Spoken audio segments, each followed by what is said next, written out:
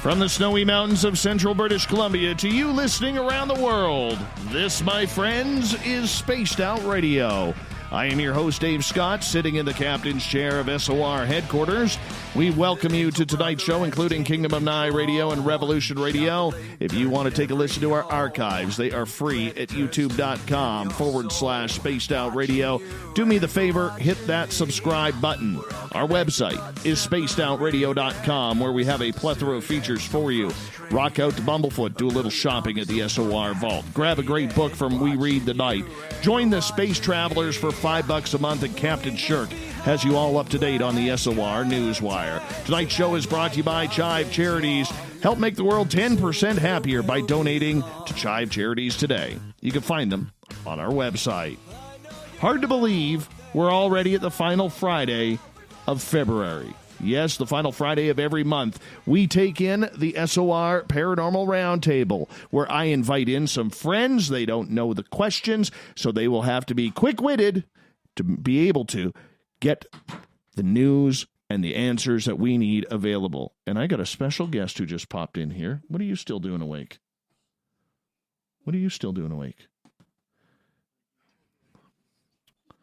Well, I'm not talking about you, little Richie. Oh, G. I'm sorry. Okay. All of a sudden, my son has decided to come in here and play drums. So don't hit anything in here. This is kind of dangerous in here.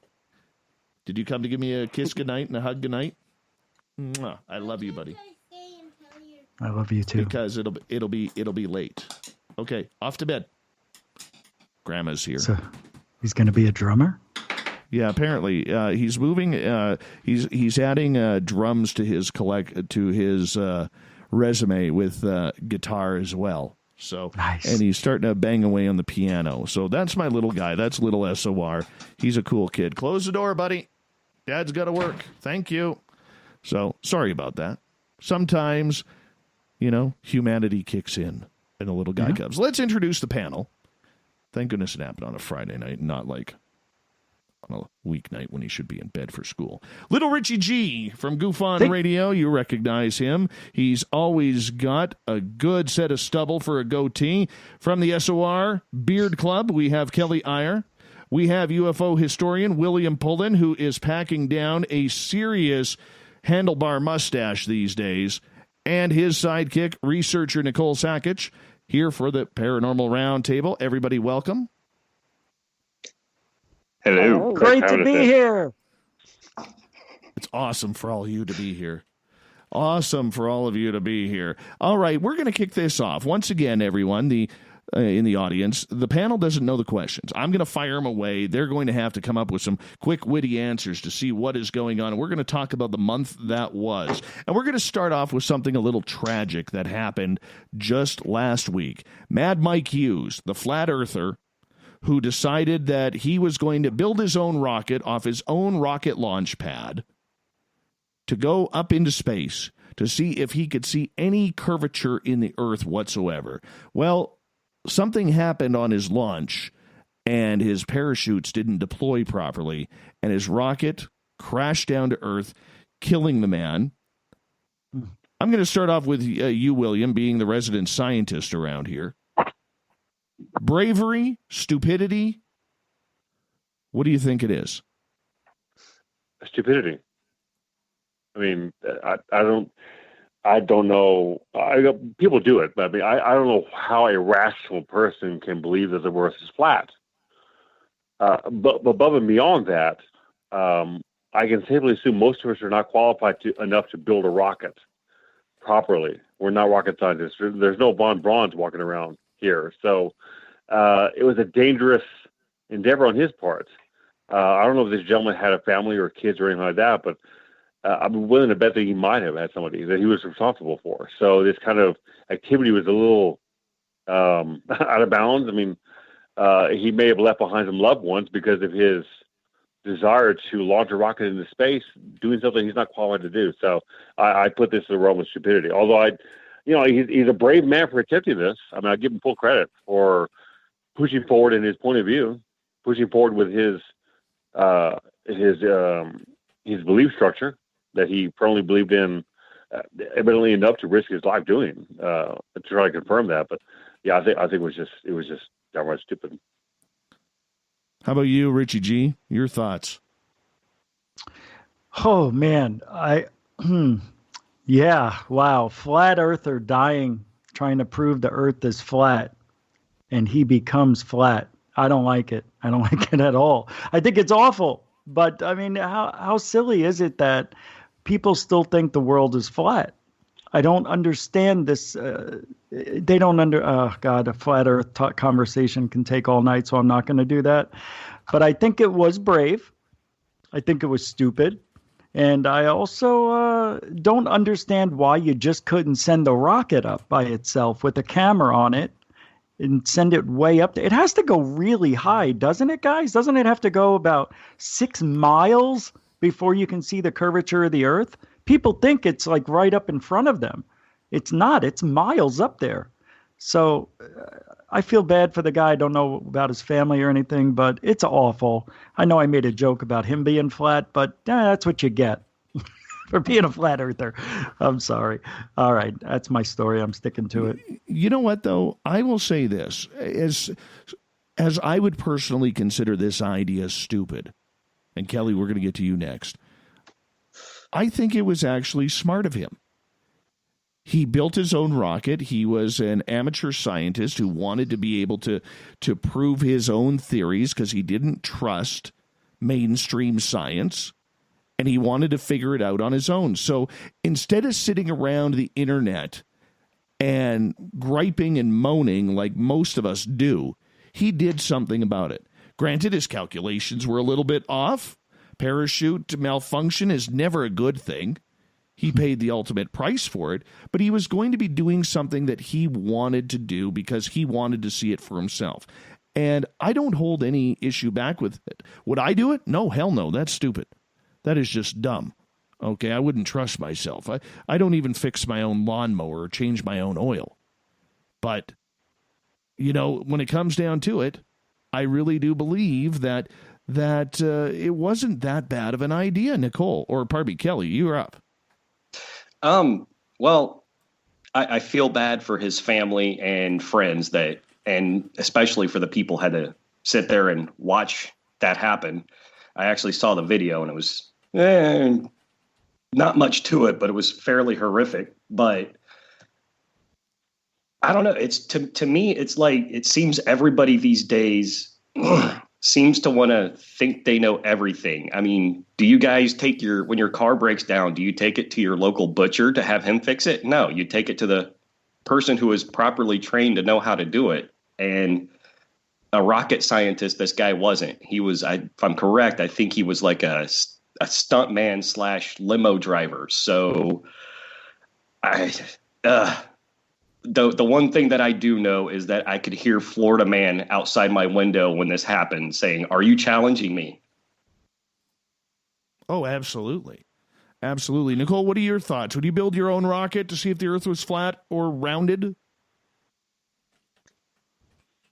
I would not go as far without solid collaboration. I will throw in there. I think there's honor in pursuing your truth. And it's sad for those that he left behind. But yeah, I think where he went wrong is he needed partners in his endeavor. Can't go solo on a trip of a lifetime, I guess, you know. How many rockets did NASA blow up? NASA blew up. They blew up about. They bloated them up. They bloated them up. I've been watching a lot of YouTube today. Yeah, it's crazy, man. They couldn't even get it right till they faked it. But you're going there. You're going there. Oh, come on. Come on. Yeah, that's right. Oh. Till they faked it. Till they made it. Oh, come on. You know they faked it. Well, I don't know. Maybe. No, not you personally. People. Less people will. I mean, I don't think any flat earthers are going to follow in his footsteps. So that might be a good thing. He definitely was. He definitely was the punching bag for this. No, the other flat earthers just get a a show on Netflix where they prove themselves wrong. Yeah. I wouldn't mind seeing a rocket a day go up with a flat earther in it. I'm sorry, that's not nice, Rich. Well, okay, you know I'm what? fine. I like Joe Monk's response in our chat room where he says, you would think he would have just used a balloon instead. That's what I'm saying. But I mean, if you're buying I rocket thought that parts would from be the Acme, standard. I mean, who did he get directions from? Wile E. Coyote? That's sadly, that's how it looked. He learns from every failure. Yes. But didn't he All go right. up? But Dave, Go I'm ahead, sorry, Rich. didn't mean to interrupt. But he did have 2 successful attempts at a low distance, didn't he? Yes, he Yeah. did. So that Yes, he did. is encouraging him to do it again. He felt pretty good. I guess the parachute did get dislodged right after launch, but you know, you can't blame him for trying a third time since he did have 2 successions in a row. Well, shame on, what is it? Fool me once, shame on you?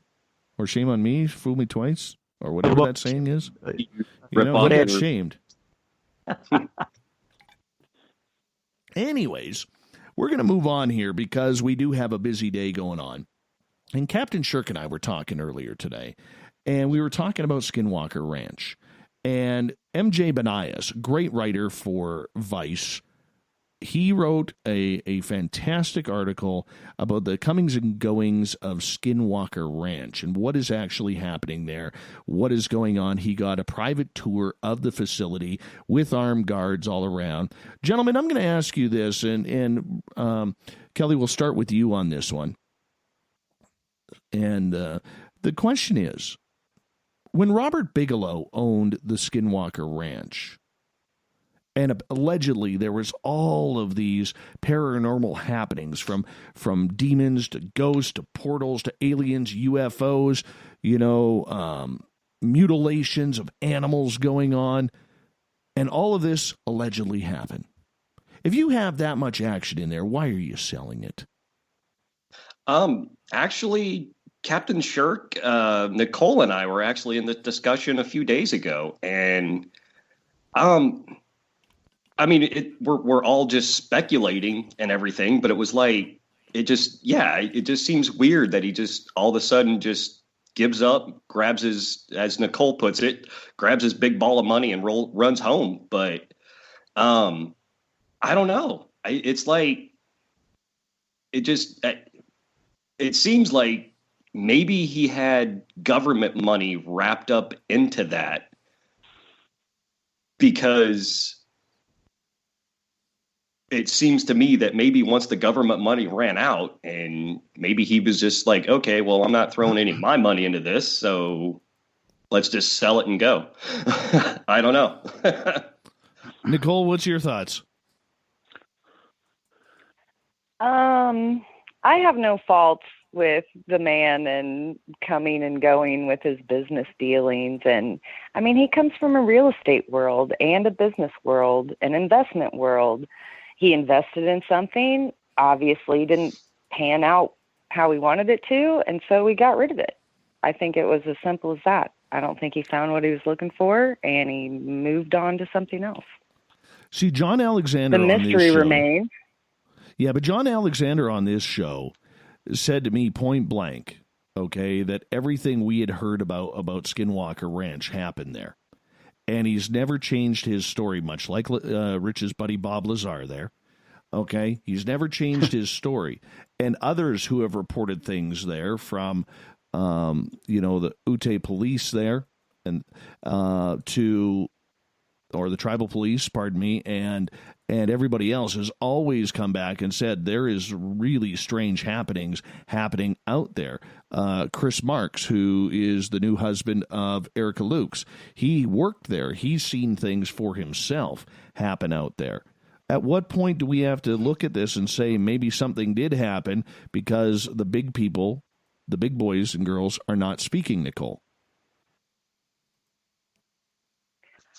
I don't not think there is activity. I do think there is anomalous, strange things going on out there. I am to a point where I think people don't know what to do with it. If there were so many mega brains out there involved with Mr. Bigelow and that investigation, what were they doing? Were they just out there witnessing this phenomenon? Were they in the field? Were they collecting data? We don't have any of that. If they were, what exactly were they looking for? We have more questions than answers. I don't think it's nothing's happening or there is something happening. I think there's enough stories and testimony and accounts from respected people that there is. I mean, we know it's a place of activity. We just don't know what to do with it. So, well, Rich, your thoughts? All right. So I'm going to base this off that they were there for 7 years, right? 7 years? Yeah, something like that. It was a long time. So to me, that tells me a couple of things. They found some things that were happening that were anomalous and rather interesting enough to keep bringing in special people to figure out what these special things were doing. You have shapeshifters. I mean, you have balls of light. You have UFOs. You've got the whole gamut over there. And I think, and people were getting hurt. Not only that, people are suing Bigelow because they think they were unknowing participants in the experiments that were going on over there. So there's a couple of lawsuits from people that worked there. I think something happened. I think there's only so much evidence you can get before it starts repeating over and over. But you have got to stay at a location that active for a long time. I would figure they would have stayed there a year. But the fact they stayed there over 7 tells me there was something going on, because Bigelow has the money. A couple $100,000 to him is like $20 to us. So money wasn't the issue. The government, if they were using their money, fine. But I think Bigelow would have, footed the bill no matter what it cost. If there's evidence, which there was, we won't know about it maybe for 20 years until they figure out what it is. Or you could turn this story any way you want. They made contact and now they're in contact with these beings. You could say that's happening now at maybe a different location. So there could be a lot of different things going on. I think when it comes down to it, they found as much as they're going to find. But the bad thing is they're going to sell that place to a regular family and have them get abused, and you know what I mean? Are they going to get abducted? Well, another company owns it. Another company, and there's some determination, and please correct me if I'm wrong, but I believe there is some determination whether it is another government-type shell company or something along those lines that bought into it. But no, it wasn't a family. I don't think they wanted to sell it because, according to everybody I've talked to about this, the experimentation is continuing at Skinwalker Ranch, which is kind of anomalous. Okay, so the question is, if it's still continuing to this day, William, if the action is still continuing, why continue on? Why sell it to someone else in order to, let's face it. If it's broken, you throw it away. You don't just sell it to the next person to see what they get. Yeah, pretty much. I agree with Rich's comment that it's thought-provoking to say the least that he kept his property in his possession for 7 years. From a scientific standpoint, you can't gather a substantial enough cross-section of data in a short period of time. You need to make observations over a long period of time. 7 years certainly qualifies. So the fact that they lasted that long and gathered data and observations for that long of a time tells us they were observing something. They witnessed something. They gathered data about anomalous behavior. If they were there 2 or 3 years and had seen nothing at all, then he may have sold the property a lot sooner because nothing was going on. But to hold on to it for 7 years and to gather data for that amount of time tells me that something was going on. We don't know what it is because they haven't released anything concrete for us to examine. But what I always lament is the fact that at least in UFO investigations, and I think you can extend this to paranormal investigations, there's always been an issue with money. We would all like to have better equipment. We'd all like to have financial support in the process of investigating these things. And Bigelow has that luxury. He has tons of money to throw away, and he can have tons of money to throw with this problem, which is a luxury you and I don't have, or anybody else. I mean, certainly MUFON doesn't have that kind of money throwing around. So I lament the fact that he's gone from that area now, but hopefully this new owner, whoever, whatever company or conglomeration of companies owns the place now, hopefully they keep examining the place. Maybe hope someday we'll actually see what they've been seeing. We'll see. And there's nothing wrong with getting fresh eyes on it either. True. Very true. See if the experiments are the same. Yeah. Yeah. Yeah.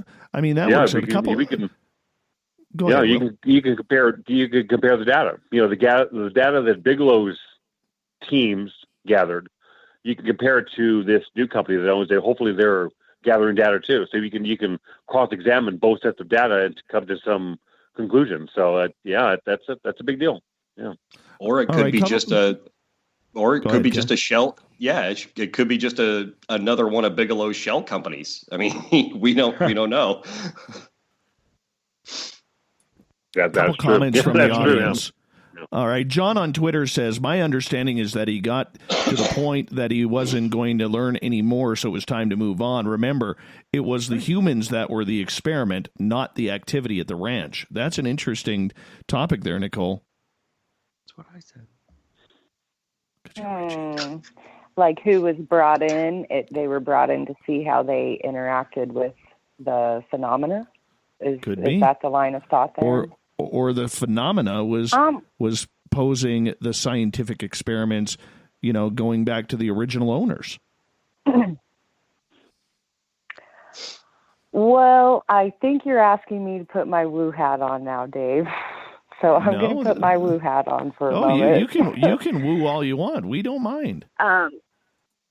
Well, from an experiencer point of view, I would say if it's an energy spot of some sort, experiencers might be drawn to it. And that might be the phenomena calling them to it. That might be a theory. You dipped heavy into the woo there, young lady.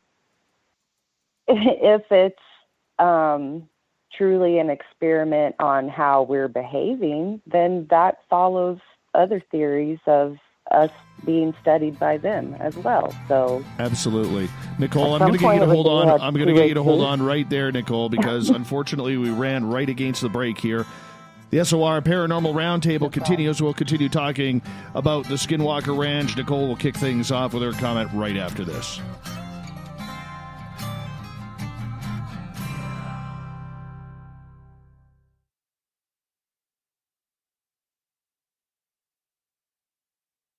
Hey, space travelers, this is John Resig, founder of the Chive and Chive Charities. If you know anything about our website, you know we like to do things a little differently. We're not some faceless organization collecting money for a nebulous cause. Our donor dollars go directly toward life-improving items. Then we give those items directly to an underdog who needs it most. To become a donor with Spaced Out Radio's official charity, Chive Charities, just go to chivecharities.org/donate. From the heartlands of Canada to beards around the world, we know how to take care of you. Fill your follicles with the Mighty Moose Beard Oil. All our oils and balms are handmade and 100% natural ingredients because we care about your beard. And hey, use the promo code SOR2019 and get your Mighty Moose Beard Oil today. You can check us out on our website, mightymoosebeard.com.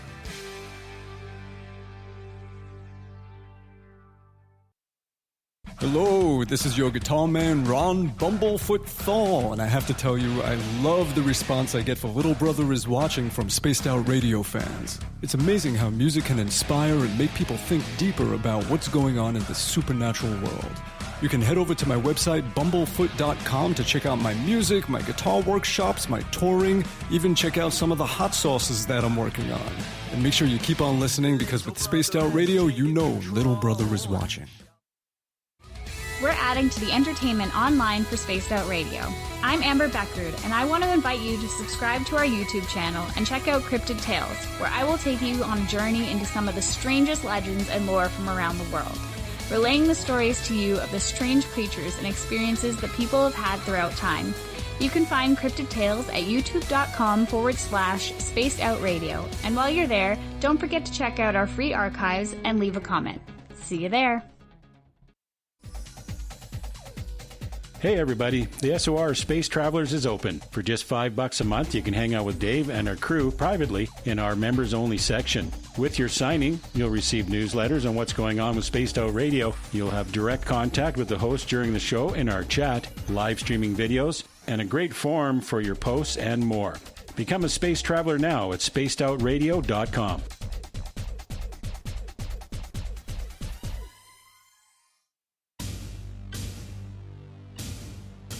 You wanted new SOR gear, and now you can have it. The SOR Vault is fully stocked with t-shirts, hats, hoodies, mugs, and everything in between, with great logos for you to choose from. So head on over to spacedoutradio.com, click on the SOR Vault, and go shopping. Pricing is quite affordable, and you can look good representing your favorite show.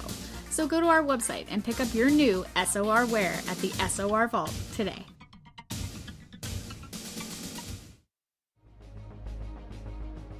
Hello everyone. This is Ryan Stacy from the Experiencer Support Association, otherwise known as TESSA.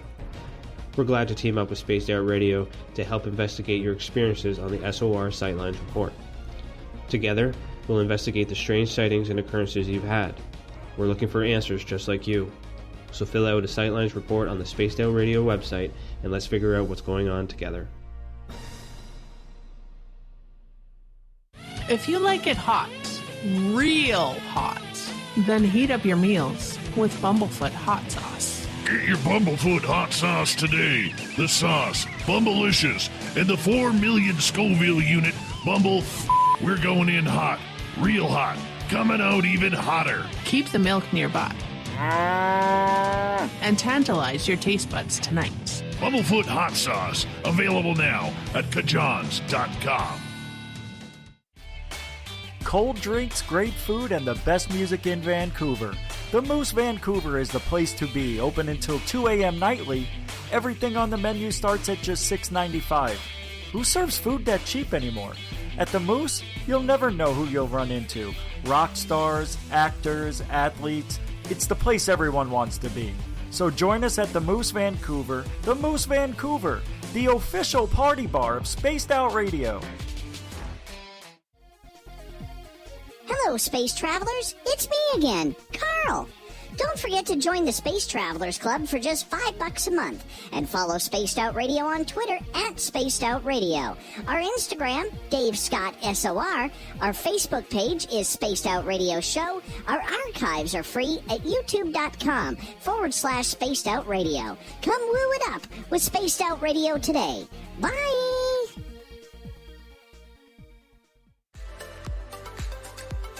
Are you looking for great advertising value for your company? Look no further than Spaced Out Radio. We have a multitude of places to get your name out there, including commercial ads during the show, special promotions, and banners on our website. Our audience is proven to support the companies that support our show. We can make your budget work for you. So for more information, please contact us at sales@spacedoutradio.com. At spacedoutradio.com, we are keeping you up to date on all the news with the SOR Newswire. Captain Shirk leads the team that is bringing you the news of the day and exclusive stories on everything paranormal and supernatural. It's free to read, it's updated daily, and it's right there for you. The SOR Newswire is a one-stop shop for the news of the day. Check it out at spacedoutradio.com today. Visit purpleplates.com today. For over 40 years, the Purple Energy Plates have been delivering amazing results for their many customers. Inspired by the great genius Nikola Tesla, the harmony, healing, and energetic effects of the plates have proven over and over to be beneficial and often miraculous to thousands of customers. Check their site for daily specials and choose from their many energy products. You won't be sorry. Visit them today at purpleplates.com.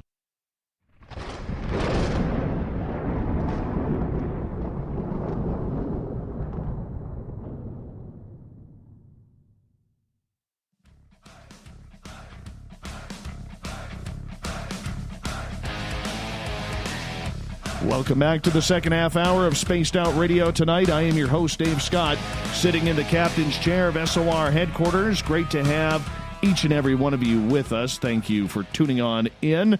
Reminder that if you've missed portions of this show or others, you can always check out our free archives at youtube.com/Spaced Out Radio.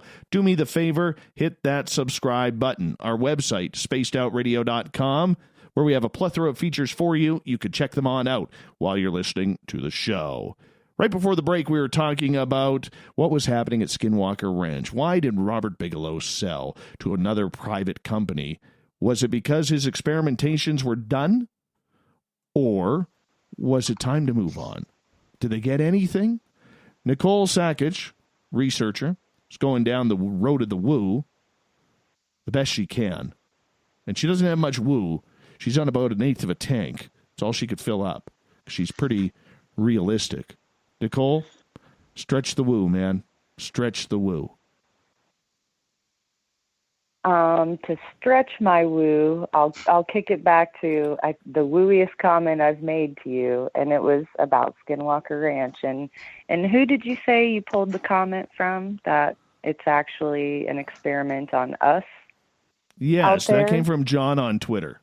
So, John on Twitter inspired my woo statement, that if it is an experiment on us and possibly experiencers are drawn to that spot, is there a message there? What's the data?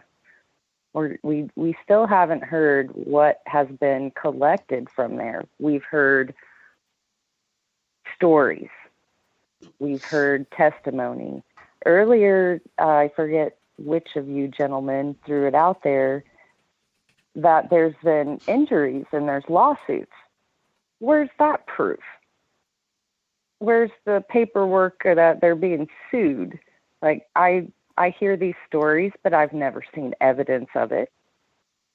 I hear that animals die out there. I've never seen a picture of a dead animal.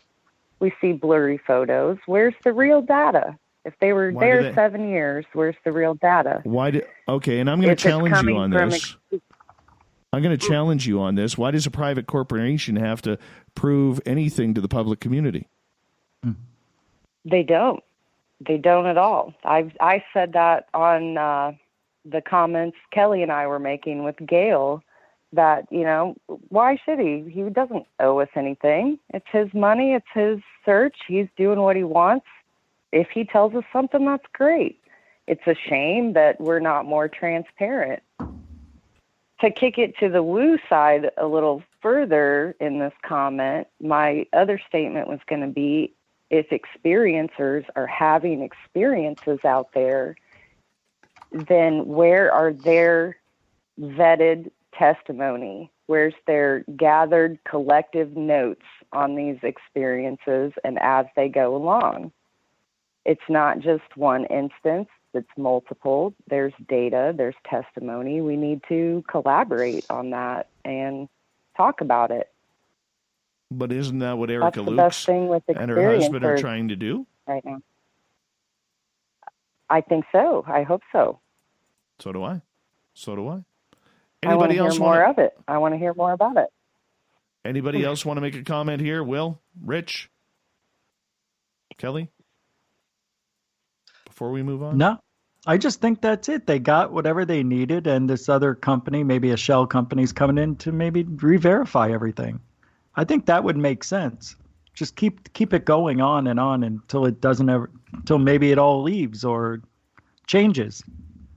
Or they find something worth putting out to the public, if they ever do, because it's private companies running it, so they pretty much got free range if they want to tell us or not.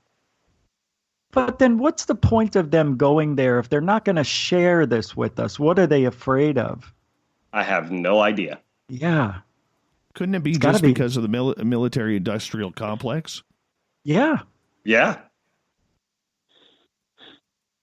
That's what I think it is. Holding information.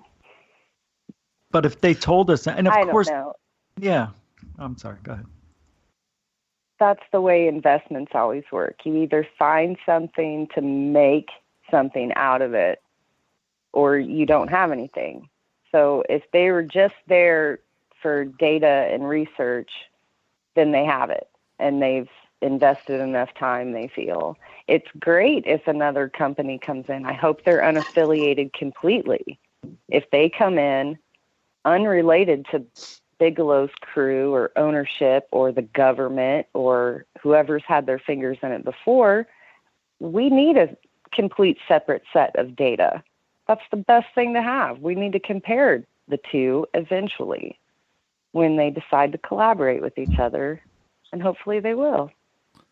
Bigelow sold the ranch in 2016 for $4.5 million to Adamantium Holdings, a shell corporation of unknown origin. And when you walk the perimeter around there, it's all armed guards holding machine guns. Wow, that's crazy. Yes. You don't go anywhere without an armed guard and an AR-15 or an M16, whatever they're using. I'm not up on my guns, so don't hurt me too much on that. You know, I know Zach Bagans doesn't have that kind of security around his little home, you know, with all his goods of the paranormal stashed in his warehouse. This must be some groundbreaking stuff they found over there. Who knows? Maybe interplanetary, interdimensional, most likely that. But it's got to be amazing. I can't imagine what they found over there. It's amazing. It's amazing. Yeah. Let's move on here, everyone. I want to talk about some strange anomalies, like ancient codes. All right, there are a lot of people who believe that there are these ancient codes that are hidden within scriptures, hidden within hieroglyphics, and so on, in the pyramids, all of the, you know, whether it's in Egypt or Peru or wherever it may be, that really tell us about what life is all about. And it really breaks things down more than just zeros and ones. Rich, I want to start with you on this one. Do you believe there are all these ancient codes out there that really tell us about all the secrets of civilization? No. I do believe there are books out there that, you know, may have some sort of secret message encoded in them.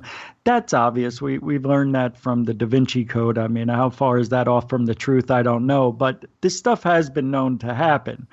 There are books out there with this kind of evidence. But if it was so true, if we go to the Nostradamus, you know, the biggest one of all, in all of his, what do they call those? Not proverbs, but what? Yeah, thank you. They always seem to find it after the fact. There are things that they say, you know, okay, well, 9/11 happened and the two towers fell, and that related to the to something or another that was fallen. That's interesting, but they didn't, you know, figure it out until after it happened. It always seems like after the fact. So my thing is, if it was true, then we should be able to accomplish a lot of stuff we shouldn't be able to accomplish and get ahead of it. You know, maybe if we're going to find out about, and maybe it's happening. Maybe we've avoided a World War III because there was some hidden message. You know, go take out this guy because when he grows up, he's going to become that guy who's going to take over the world or try to, you know, next Hitler, whatever. Well, I don't think we'll find out about these answers that are in these books. So to me, it leaves it up in that skeptical world, like, all right, where's the evidence really? Kind of idea, you know? So I don't know. I'll have to say I really don't know. That's it. Mm-hmm. If those books are out there, to your question. All right. I mean, the possibility that there's lost knowledge about our own past, I firmly believe that. I mean, when one group of individuals, say the Spaniards, when they conquered the Incas, they made a point of destroying the Incan culture, including their books, their writings. That's happened time after time through world history. One faction of people, one tribe, one nation conquers another. What tends to happen is, one, raping and pillaging, and two, destruction of the previous culture, including their knowledge. I mean, my mind immediately goes to the Library of Alexandria, was burned down on purpose. That was a huge loss of knowledge. and because of our own actions as humans, because of our own destructive tendencies, we've kind of forged the situation we have now, where we have all these gaps in our own history we're unaware of. We probably would know. We would be aware of all these gaps. We'd know what we're missing if we hadn't destroyed by our own hand. If we hadn't been so destructive of other cultures' knowledge over the centuries, we would have a lot more answers than we have now. If we ever recover them, I don't know. I'm pessimistic. I don't think so. The possibility that there's answers having to do with the why and how of life, and is there a message, is there meaning behind that? I don't think so.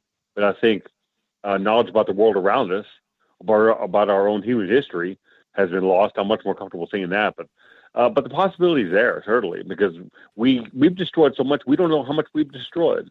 We have no idea. We have no way of gauging how much of our own knowledge, of our own history, has been destroyed for the past several thousand years. So the possibilities are endless. All right, Nicole, your thoughts? Well, when you ask if there's a code, a hidden code found in things, the first thing that jumps to my mind is there is. We find a mathematical code through nature. We find it in music. We find it at the largest magnitudes of the cosmos down to the micro world.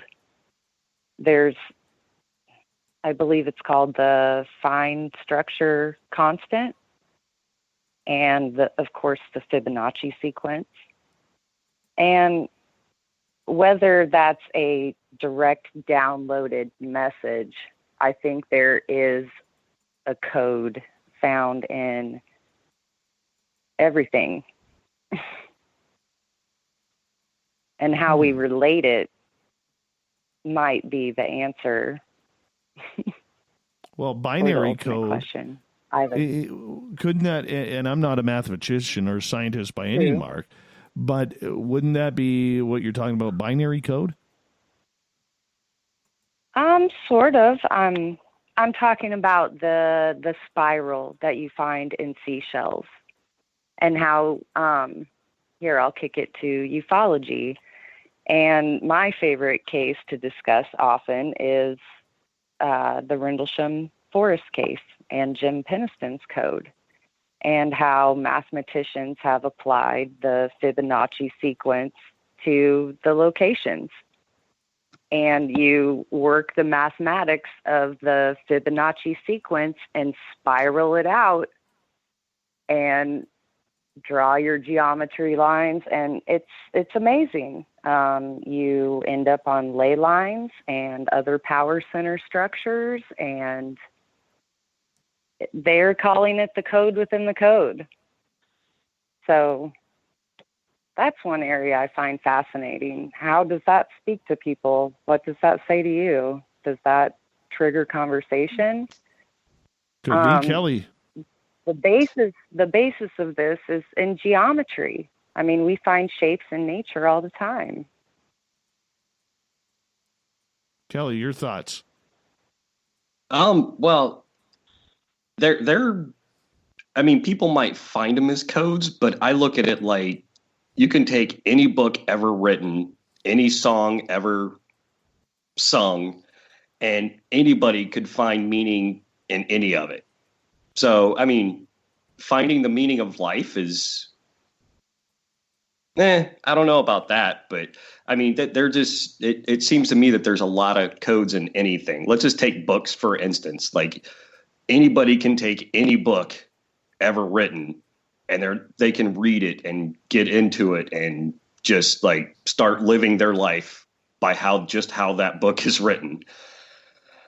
Unfortunately, yeah, I know some of my family members are like that, and kind of the odd books that I would never read. But I mean, in a sense, yeah, I can see where, you know, there's like secret codes in everything, but I think a lot of it has to do with, you know, can you relate to it?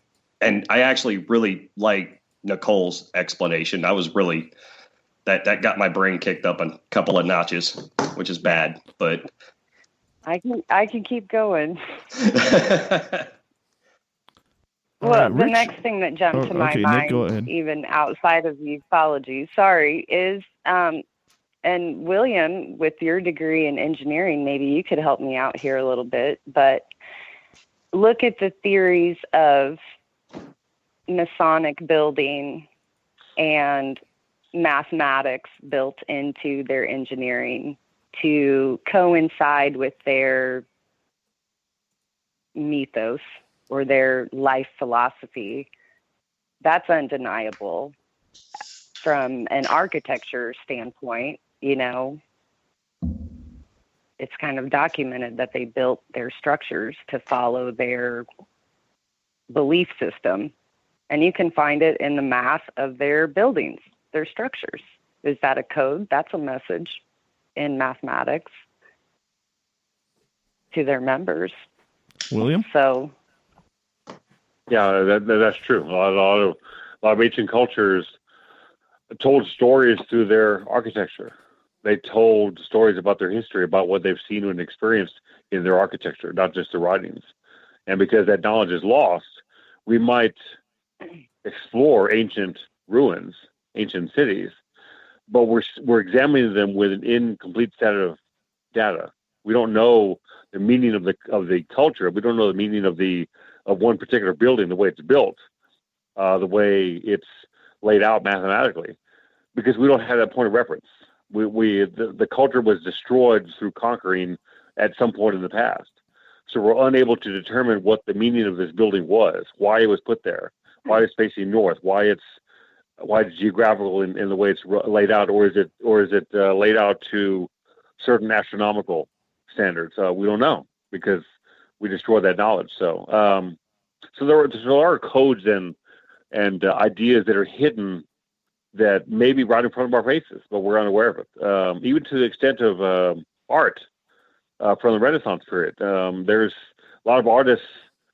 When they created their creations, that was a double positive. I apologize. They may have left behind hidden meanings, hidden messages in their artwork. But we're blissfully unaware of it because of our lack of knowledge of our own past. I mean, once you get past 300 or 400 years, once you go further and further back in time, and that makes sense, but there's a lot of holes in our own history that are left, a lot of questions left unanswered. Archaeologists do the best they can, but we have a lot of holes in our own human history we're unaware of, and we may never recover them. So Nicole's right. Even the way Washington D.C. is laid out in a certain way, and we're kind of unaware of that. That was laid out not that long ago. So I mean, the possibilities are there, but I don't know about a code. But certainly, there's knowledge out there that's lost that may not be recovered. Mm-hmm. Could be. Oh, look, I'll cite Muslim mosques, true cathedrals in Christianity. There is their message encoded in their architecture of their temples. And even the church that sits here in my hometown, the Catholic church I grew up in, is designed architecturally to symbolize a cross. That's a message right there to its followers. Whether you know your own history, and I mean, I'm saying history like Christianity is a living history right now, if you remove yourself from the religion of it. So is being Muslim. And there is a history in their architecture that expresses their spirituality, and it is a code. It's even in medieval architecture, like it's representing Catholicism or breaks from Catholicism in the types of churches that started being built. So yes, whether you choose to know that history or not, there is a message in it, if you want to call it a code or a subliminal message. it's up to interpretation in your spirituality at that point. But there is mathematics underlying the structures themselves. That might be the unifying factor. Little Richie G, your thoughts? You asked me already. I know, but there's been a lot more information come out, man.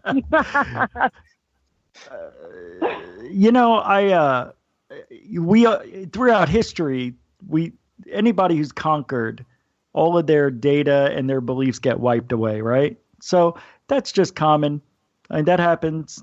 It happened just recently, when they toppled Saddam Hussein and all that. People were destroying his statues, getting rid of everything about him.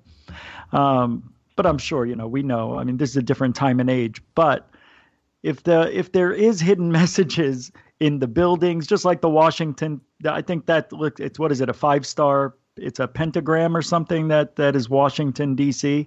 That's pretty creepy, but it's just maybe the belief system of the people who built that. What are they? I can't think. I'm having a brain freeze. Masons. The Masons. Yeah, thank you. But they were into that. And very superstitious, I believe. I don't know, but it goes back to somewhere, something, and I don't know if they're putting these secret messages out there for us to find. I don't understand that. Why not just tell us? Yeah, I don't know why they have to hide it. I guess so people don't destroy it. That would make sense. You do it surreptitiously and secretive and in code. This way it's real hard to figure out, but somebody's going to figure it out if it's there. If man created it, man can figure it out and destroy it and rebuild it. And I don't know, Dave. It goes back thousands of years. It's been happening. We're really good at destroying things, Rich. Yeah. We're really good at destroying things, and, time and history has proven that many a times. And unfortunately, it'll probably continue for a few more millennia before hopefully society wakes up and realizes that we're just a bunch of goofballs.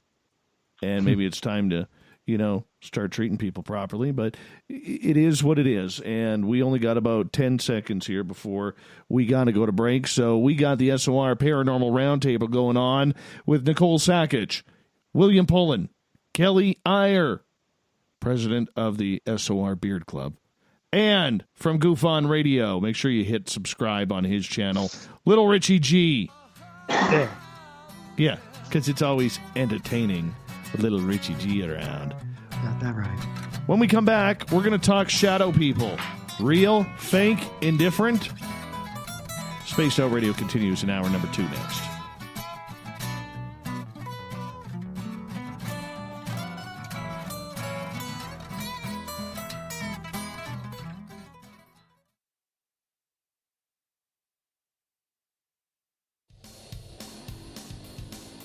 We all know on Spaced Out Radio we love a good beard and mustache, so why not take care of your facial hair with Mighty Moose Beard Oil?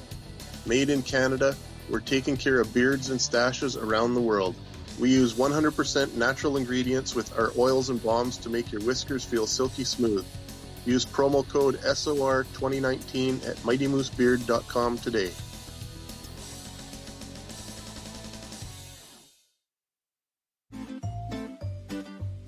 Looking for creative ways to get your company out in the public? How about advertising on Spaced Out Radio? Our sales department is waiting to hear from you, and we can work around any budget. From commercial spots to banners to special promotions, there are many opportunities to get your name and product out to our SOR listeners. For a price guide and more information, please contact us at sales@spacedoutradio.com. For the price of 1 cup of coffee a month, you can become an SOR Space Traveler. The Space Travelers Club is a place where you can interact with other listeners, either live during the show or on our great forum. We want your stories, pictures, comments, and ideas. You'll get live video streams, exclusive content, and be a part of our newsletter. Stay in touch with everything SOR. The Space Travelers Club is just $5 a month at spacedoutradio.com. Visit purpleplates.com today. For over 40 years, the Purple Energy Plates have been delivering amazing results for their many customers. Inspired by the great genius Nikola Tesla, the harmony, healing, and energetic effects of the plates have proven over and over to be beneficial and often miraculous to thousands of customers. Check their site for daily specials and choose from their many energy products. You won't be sorry. Visit them today at purpleplates.com. The SOR Vault is open for business, and do we have some cool swag for you to pick up? All you have to do is head over to our website and click on the SOR Vault. You have a variety of cool logos to choose from, and put them on anything you want. T-shirts, hoodies, hats, coffee mugs, you name it, we can get it to you. So do your shopping by supporting the store you love. Get your Spaced Out Radio swag at the SOR Vault today.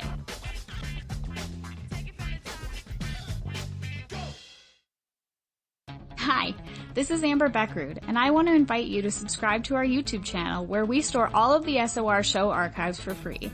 And as an added bonus, every 2 weeks I'm posting brand new content on Cryptid Tales, where I will get into some of the spookier legends and folklore from around the world and tell the stories that go with them. Find us at youtube.com/Spaced Out Radio and check out Cryptid Tales today. Drop a comment and let me know what you want to hear. See you there. Are you intrigued by Paranormal Talk Radio? You'll love the new Paranormal Radio app from TalkStream Live. You'll find a great selection of talk shows covering UFOs, ghosts, strange phenomena, and much more. Download the Paranormal Radio app now and start listening to the very best in paranormal talk entertainment, including the network you're listening to right now, the Paranormal Radio app, free in Google Play and the iOS App Store. Hi there, this is Geraldine Orozco from San Francisco's Bay Area Meditation. I invite you to join me the first Tuesday of every month with Dave Scott for Spaced Out Radio's The Spiritual You. In this fast-paced world we live in, it's time for you to take some time for you. We'll cover every possible subject from powerful meditation to healing techniques to your own intuition and spirituality. So come join us for The Spiritual You. The party is always on at the Moose Vancouver. The Moose Vancouver is where you want to be when visiting Canada's West Coast. Open until 2 a.m. nightly, the Moose cranks up the rock while serving some of the best rated food in the city. The menu starts at $6.95. Why party anywhere else in Vancouver when the Moose is right there? Get your horns up and rock with the Moose, the official party bar of Spaced Out Radio. Hello, Space Travelers. It's me again, Carl. Don't forget to join the Space Travelers Club for just $5 a month and follow Spaced Out Radio on Twitter at Spaced Out Radio. Our Instagram, Dave Scott SOR. Our Facebook page is Spaced Out Radio Show. Our archives are free at youtube.com/Spaced Out Radio. Come woo it up with Spaced Out Radio today. Bye! Get your horns up with me on Spaced Out Radio. This is Ron Bumblefoot Thal. Come tune in to SOR where you can hear me rock out with Little Brother Is Watching, the official theme song of Spaced Out Radio. And then come on over to bumblefoot.com where you can find out about my tour schedule, my music, and everything else. Bumblefoot.com keeps you up to date on what I'm doing and the best way to stay in touch with my music and music camps. Sign up for my newsletter at bumblefoot.com and remember, Little Brother Is Watching. Are you an experiencer of something strange that can't be explained? Do you want help finding out what's going on? I'm Ryan Stacy, head of the Experiencer Support Association, otherwise known as TESA. We've teamed up with Spaced Out Radio to investigate cases filled out in the SOR Sightlines report. We are independent and there's no cost to what we do. All we need is your experience. Let's find out what's happening together on the SOR Sightlines report. We are scouring the world for the most intriguing stories of your day. Take the time to read up on the SOR Newswire, where our team, led by Captain Shirk, will deliver to you some of the best paranormal and supernatural news, along with some stories that will blow your mind from the weird to the wacky. It's the news outside the news that piques interest, and that's what we're looking to deliver to you. The SOR Newswire, only at spacedoutradio.com. I'm feeling a little spicy tonight. What to do? What to do? Why not get Bumblefuck? 4 million Scoville units of pure hard rock. Bumblefoot hot sauces come in 3 flavors. The burning Bumble. Tone it down a bit with Bumblicious and throw the sauce on everything. Spice it up. Bumble me, baby. Bumblefoot hot sauce. Get it today at kajans.com. A little bit of science, a little bit of skepticism. Add a dash of snark and you have the makings of Spaced Out Sundays with me, Everett Thiener. Together we will look into the reality of the paranormal with an open eye and rational thought. Oh, did I mention there'll be plenty of woo as well?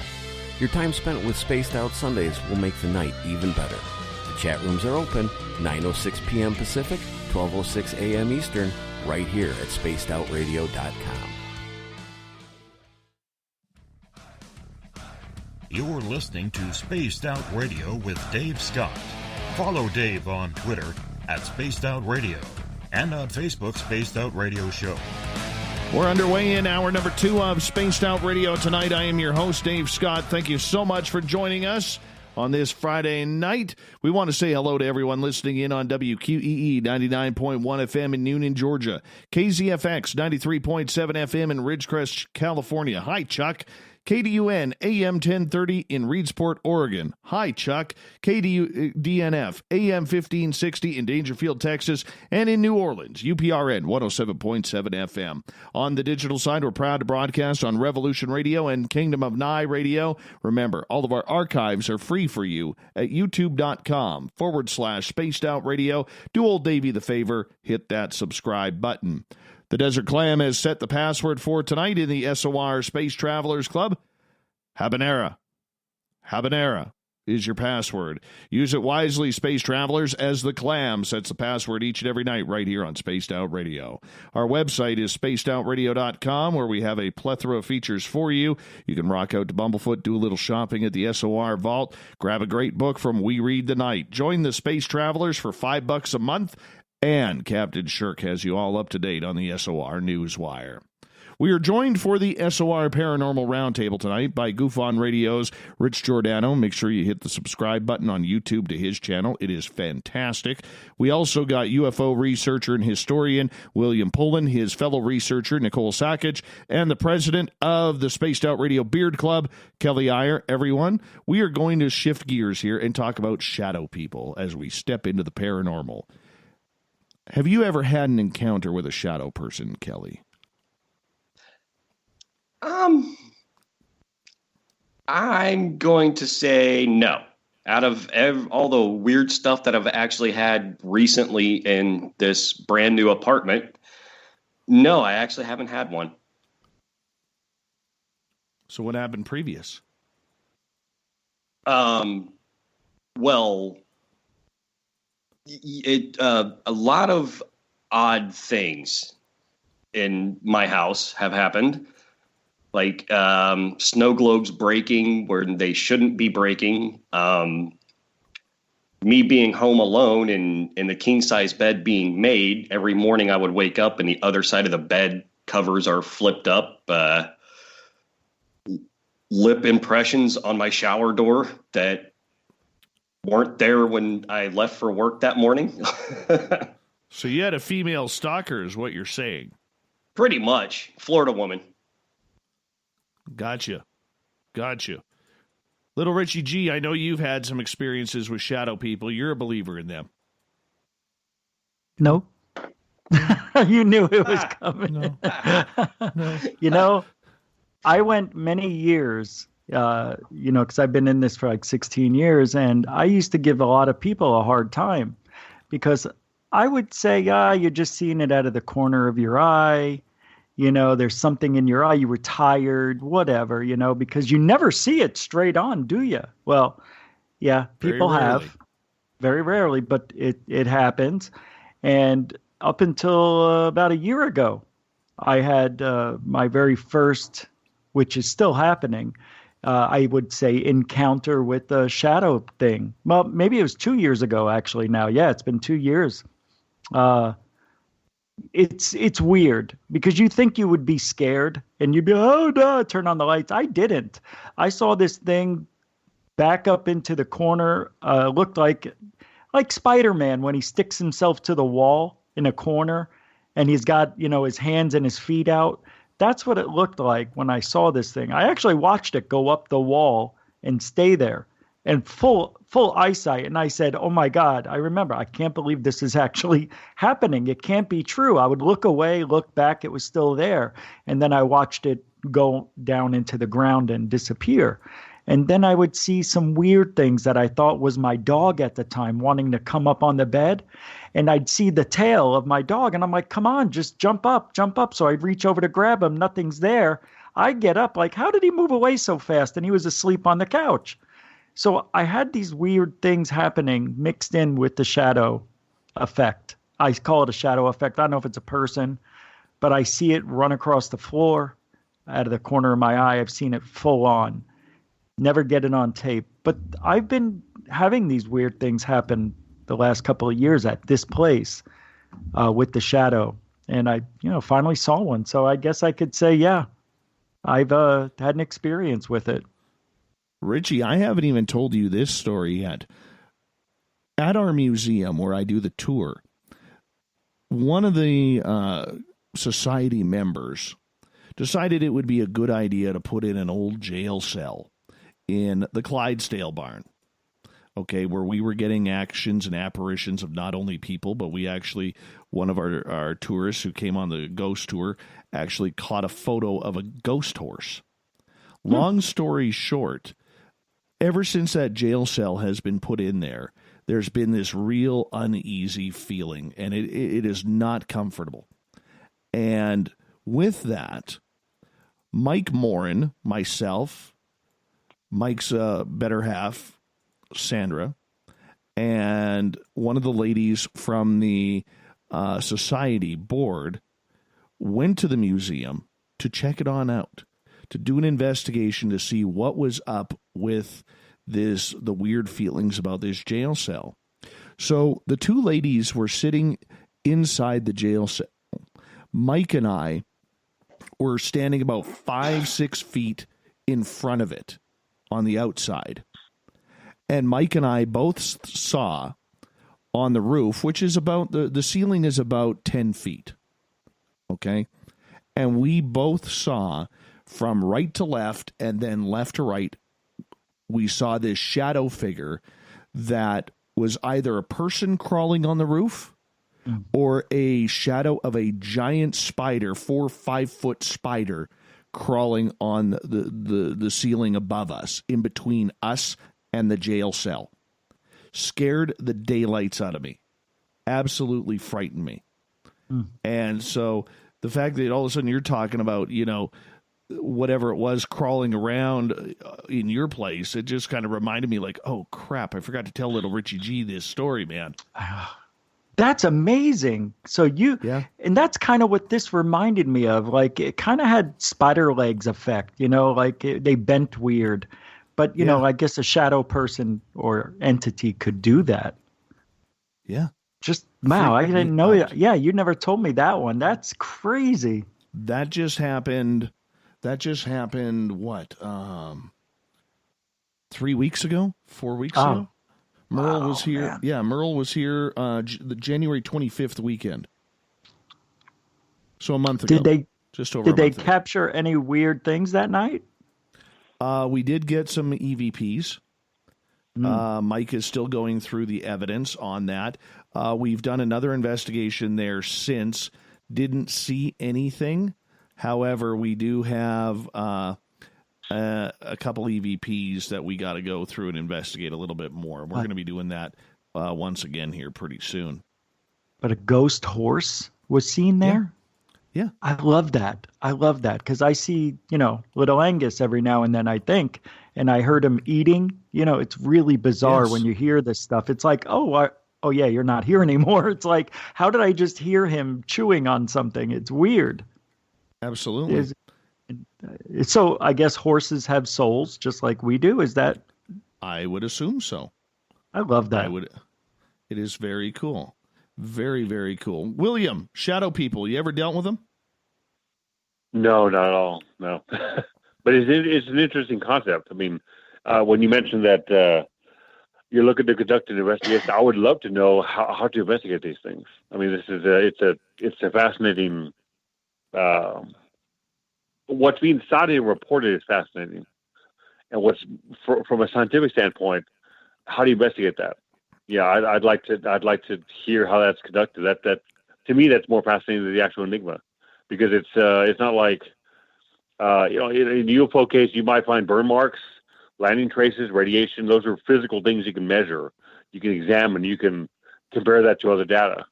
But a sighting of something that is so non-physical, so fleeting out of the corner of your eye, that it's hard to capture in a definitive way. I'd be fascinated to hear the process of investigating that, because you get that a lot of the paranormal. You get less physical, more fleeting type things being cited, being experienced, and that's, to me, that's the fascinating part of it. Well, I'm not a researcher, and I've said that many a times. I go there for my own personal experience, and to me, proof for me, I'm not saying it's good for you or anybody else out there, but proof for me is when I see something, all right, when I see something and somebody else sees the exact same thing, for me and my own confirmation, that's proof enough. Hell yeah. Yeah. Yeah. So that is where I go with that. I mean, as for paranormal investigation, I mean, I agree with you very much so on that, Will. There is no real scientific experimentation. You're not in a controlled environment. It's impossible.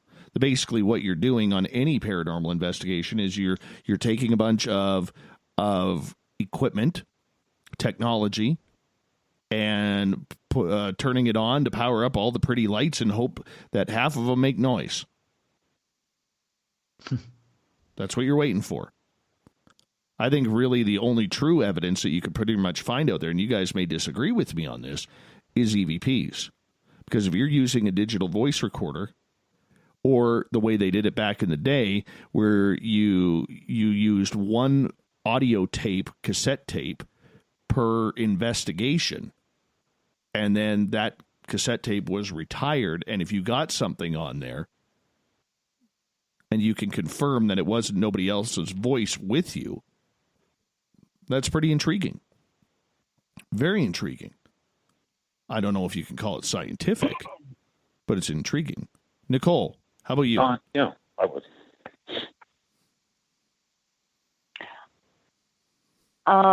What do I have a question posed? In regards to shadow people. Or am I just offering up? With my friend group here in my hometown, actually, we have a running possible shadow friend over the years.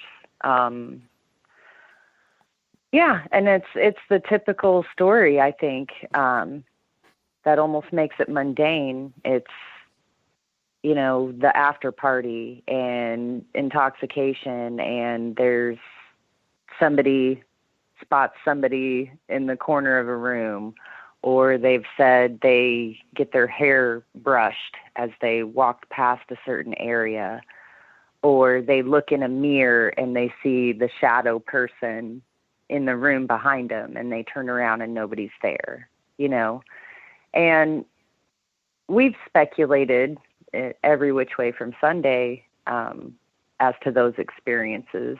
And with this friend group, the interesting thing I noted was I grew up with these friends. There were these experiences when we were teenagers, when we were in our early 20s. I moved away for a decade and a half, come back. The same friends have moved into different houses, and where the party still happens is where the shadow figure still appears to this day, as far as I know. So it's been mundane. Nothing's ever been that scary. I mean, this is a group of my friends that are into the paranormal, so it's not like outside of their wheelhouse of, oh, this is creepy, this is making me move. We've theorized it's one of our past friends, a deceased friend. We have a bunch of theories, but we also have a bunch of deceased friends at this point. So I don't really have thoughts on that anymore. It's anomalous. Now, can you bring science into it other than maybe catching a scary voice or a possible voice? I like the idea of temperature changing factors and science like that. I think that's interesting. I think you could detect a difference in electromagnetic fields maybe other than just voice or static. Yeah, I don't know. I'm new to the ghost hunting realm, but I'm on it. I'm learning. Well, you know what? That's all we're all doing. That's all we're all doing is trying to find those answers. Let's move on here. Let's move on here from shadow people. And let's get into Dogman, bipedal canines. I know Nicole loves this topic. Absolutely loves this topic.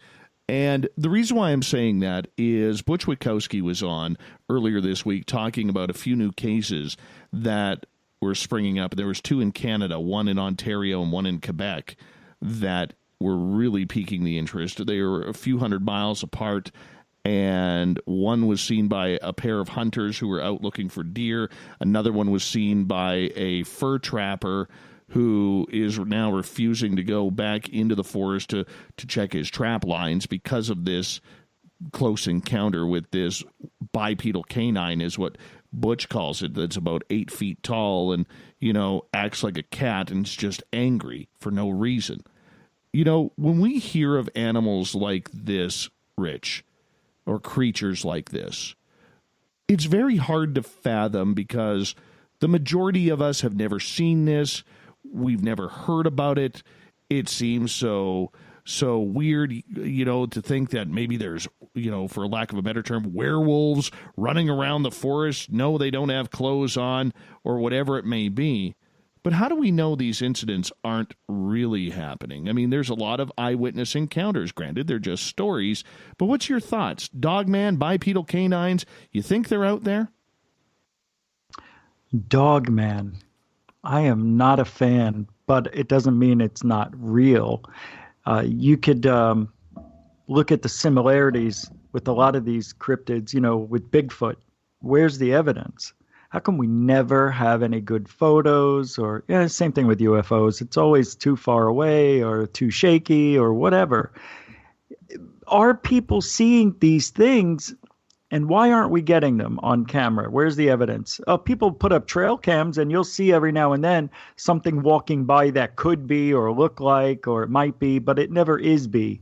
It's always something that's just out of focus, too far away or too close even. Yeah, I don't buy into the fact. Well, I don't know why I said fact. I don't buy into where scientists or people say that do this kind of research that the person their adrenaline was going so much that they thought they saw a dogman when it was a bear. Bears walk on 2 legs. They can walk great distances on 2 legs. It was a bear, but her mind played tricks on her. I don't buy that. I've never been in a situation where I was scared and looked over to the right and saw my dog as a big hairy rat. My mind has never been, I've been scared before and feared for my life, but I never saw something that wasn't there or made something up. And that's what I think a lot of these people are trying to say, is that they're not seeing correctly. Maybe they are. And they're, these cryptids and the dogman has to be really good at knowing its environment, could live underground, go through the sewers. Who knows? They probably always have an escape plan. I don't know, Dave. It's very hard to prove. And that's what the problem is. And people are trying to capture it, setting up the trail cams and whatnot, but they never seem to get the right picture. And how's that even possible? I don't know. I don't know. It's very tough.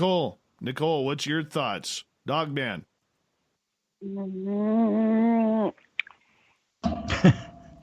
I'm still out on Dogman. I haven't gathered enough stories or testimony. That one's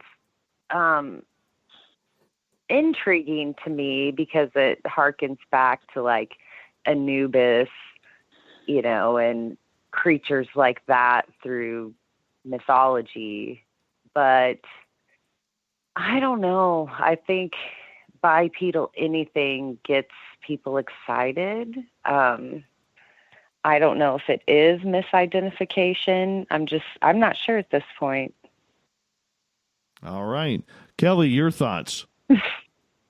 Well, I mean, that depends. What kind of dog is it? I mean, I'll fight a dog man that's like part Chihuahua, but I mean, if it's like a wolfhound or something, I'm running for the hills.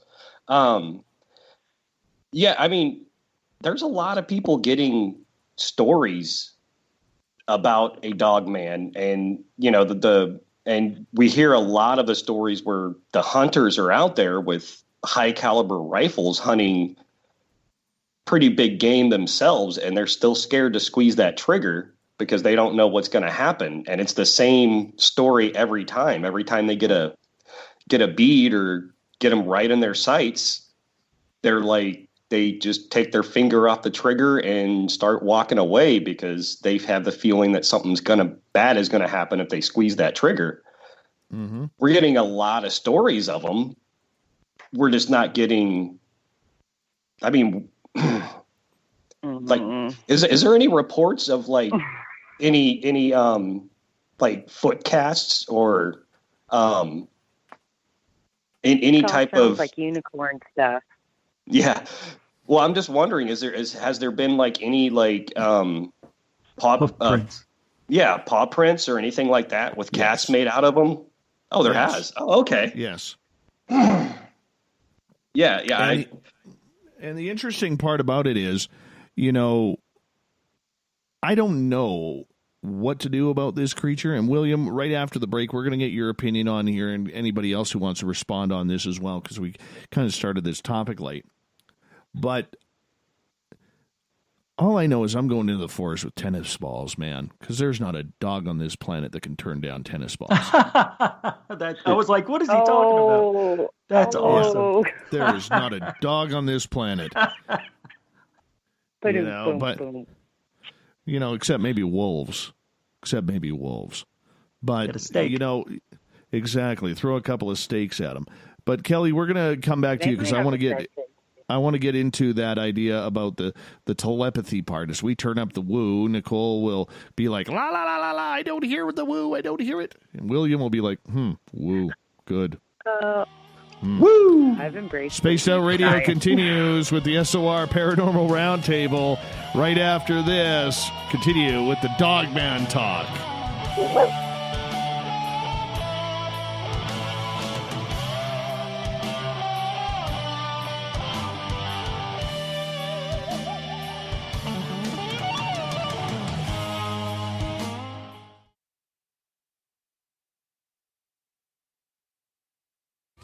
We're adding to the entertainment online for Spaced Out Radio. I'm Amber Beckrud, and I want to invite you to subscribe to our YouTube channel and check out Cryptid Tales, where I will take you on a journey into some of the strangest legends and lore from around the world, relaying the stories to you of the strange creatures and experiences that people have had throughout time. You can find Cryptid Tales at youtube.com/Spaced Out Radio. And while you're there, don't forget to check out our free archives and leave a comment. See you there. Are you looking for great advertising value for your company? Look no further than Spaced Out Radio. We have a multitude of places to get your name out there, including commercial ads during the show, special promotions, and banners on our website. Our audience is proven to support the companies that support our show. We can make your budget work for you. So for more information, please contact us at sales@spacedoutradio.com. Hello, Space Travelers. It's me again, Carl. Don't forget to join the Space Travelers Club for just $5 a month and follow Spaced Out Radio on Twitter @SpacedOutRadio. Our Instagram, Dave Scott SOR. Our Facebook page is Spaced Out Radio Show. Our archives are free at youtube.com/Spaced Out Radio. Come woo it up with Spaced Out Radio today. Bye!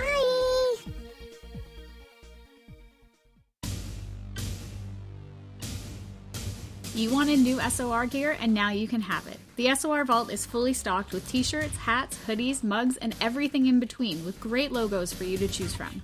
So head on over to spacedoutradio.com, click on the SOR Vault, and go shopping.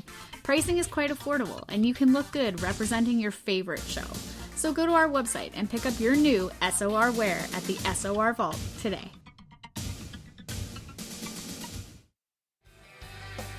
From the heartlands of Canada to beards around the world, we know how to take care of you. Fill your follicles with the Mighty Moose Beard Oil. All our oils and balms are handmade and 100% natural ingredients because we care about your beard. And hey, use the promo code SOR2019 and get your Mighty Moose Beard Oil today. You can check us out on our website, mightymoosebeard.com.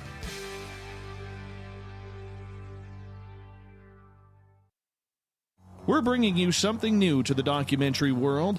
Beyond the Spectrum will take you on an historic tour of topics like no other. Sasquatch, UFOs, government secrecy, and more, keeping you on the edge of your seats through the eyes of legendary truth seekers like Steve Bassett, Richard Dolan, Dr. Jeff Meldrum, and Jack Kasher. Head on over to Amazon Prime or Tubi TV and check us out. Please leave a comment for the filmmakers on their film's Amazon page. Hey, space travelers, this is John Resig, founder of the Chive and Chive Charities. If you know anything about our website, you know we like to do things a little differently. We're not some faceless organization collecting money for a nebulous cause. Our donor dollars go directly toward life-improving items. Then we give those items directly to an underdog who needs it most. To become a donor with Spaced Out Radio's official charity, Chive Charities, just go to chivecharities.org/donate. If you like it hot, real hot, then heat up your meals with Bumblefoot hot sauce. Get your Bumblefoot hot sauce today. The sauce, Bumblicious, and the 4 million Scoville unit Bumble. We're going in hot, real hot, coming out even hotter. Keep the milk nearby and tantalize your taste buds tonight. Bumblefoot hot sauce, available now at kajans.com. Cold drinks, great food, and the best music in Vancouver. The Moose Vancouver is the place to be, open until 2 a.m. nightly. Everything on the menu starts at just $6.95. Who serves food that cheap anymore? At the Moose, you'll never know who you'll run into. Rock stars, actors, athletes. It's the place everyone wants to be. So join us at the Moose Vancouver, the official party bar of Spaced Out Radio. At spacedoutradio.com, we are keeping you up to date on all the news with the SOR Newswire. Captain Shirk leads the team that is bringing you the news of the day and exclusive stories on everything paranormal and supernatural. It's free to read, it's updated daily, and it's right there for you. The SOR Newswire is a one-stop shop for the news of the day. Check it out at spacedoutradio.com today. Hello, this is your guitar man, Ron Bumblefoot Thor, and I have to tell you, I love the response I get for Little Brother is Watching from Spaced Out Radio fans. It's amazing how music can inspire and make people think deeper about what's going on in the supernatural world. You can head over to my website, bumblefoot.com, to check out my music, my guitar workshops, my touring, even check out some of the hot sauces that I'm working on. And make sure you keep on listening, because with Spaced Out Radio, you know Little Brother is watching. Hey everybody, the SOR Space Travelers is open. For just $5 a month, you can hang out with Dave and our crew privately in our members-only section. With your signing, you'll receive newsletters on what's going on with Spaced Out Radio. You'll have direct contact with the host during the show in our chat, live streaming videos, and a great forum for your posts and more. Become a space traveler now at spacedoutradio.com.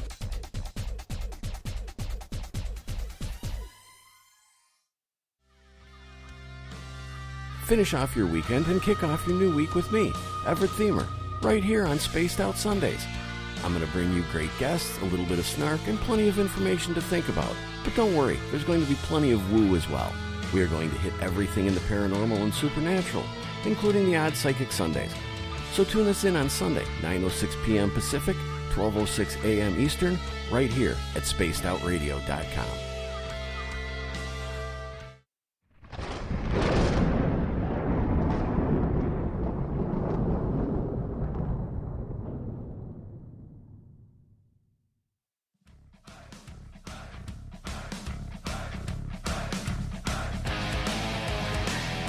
We pass the halfway point of Spaced Out Radio tonight. I am your host, Dave Scott, hanging out with all of you on this Friday night, early Saturday morning. Thank you so much for tuning us in.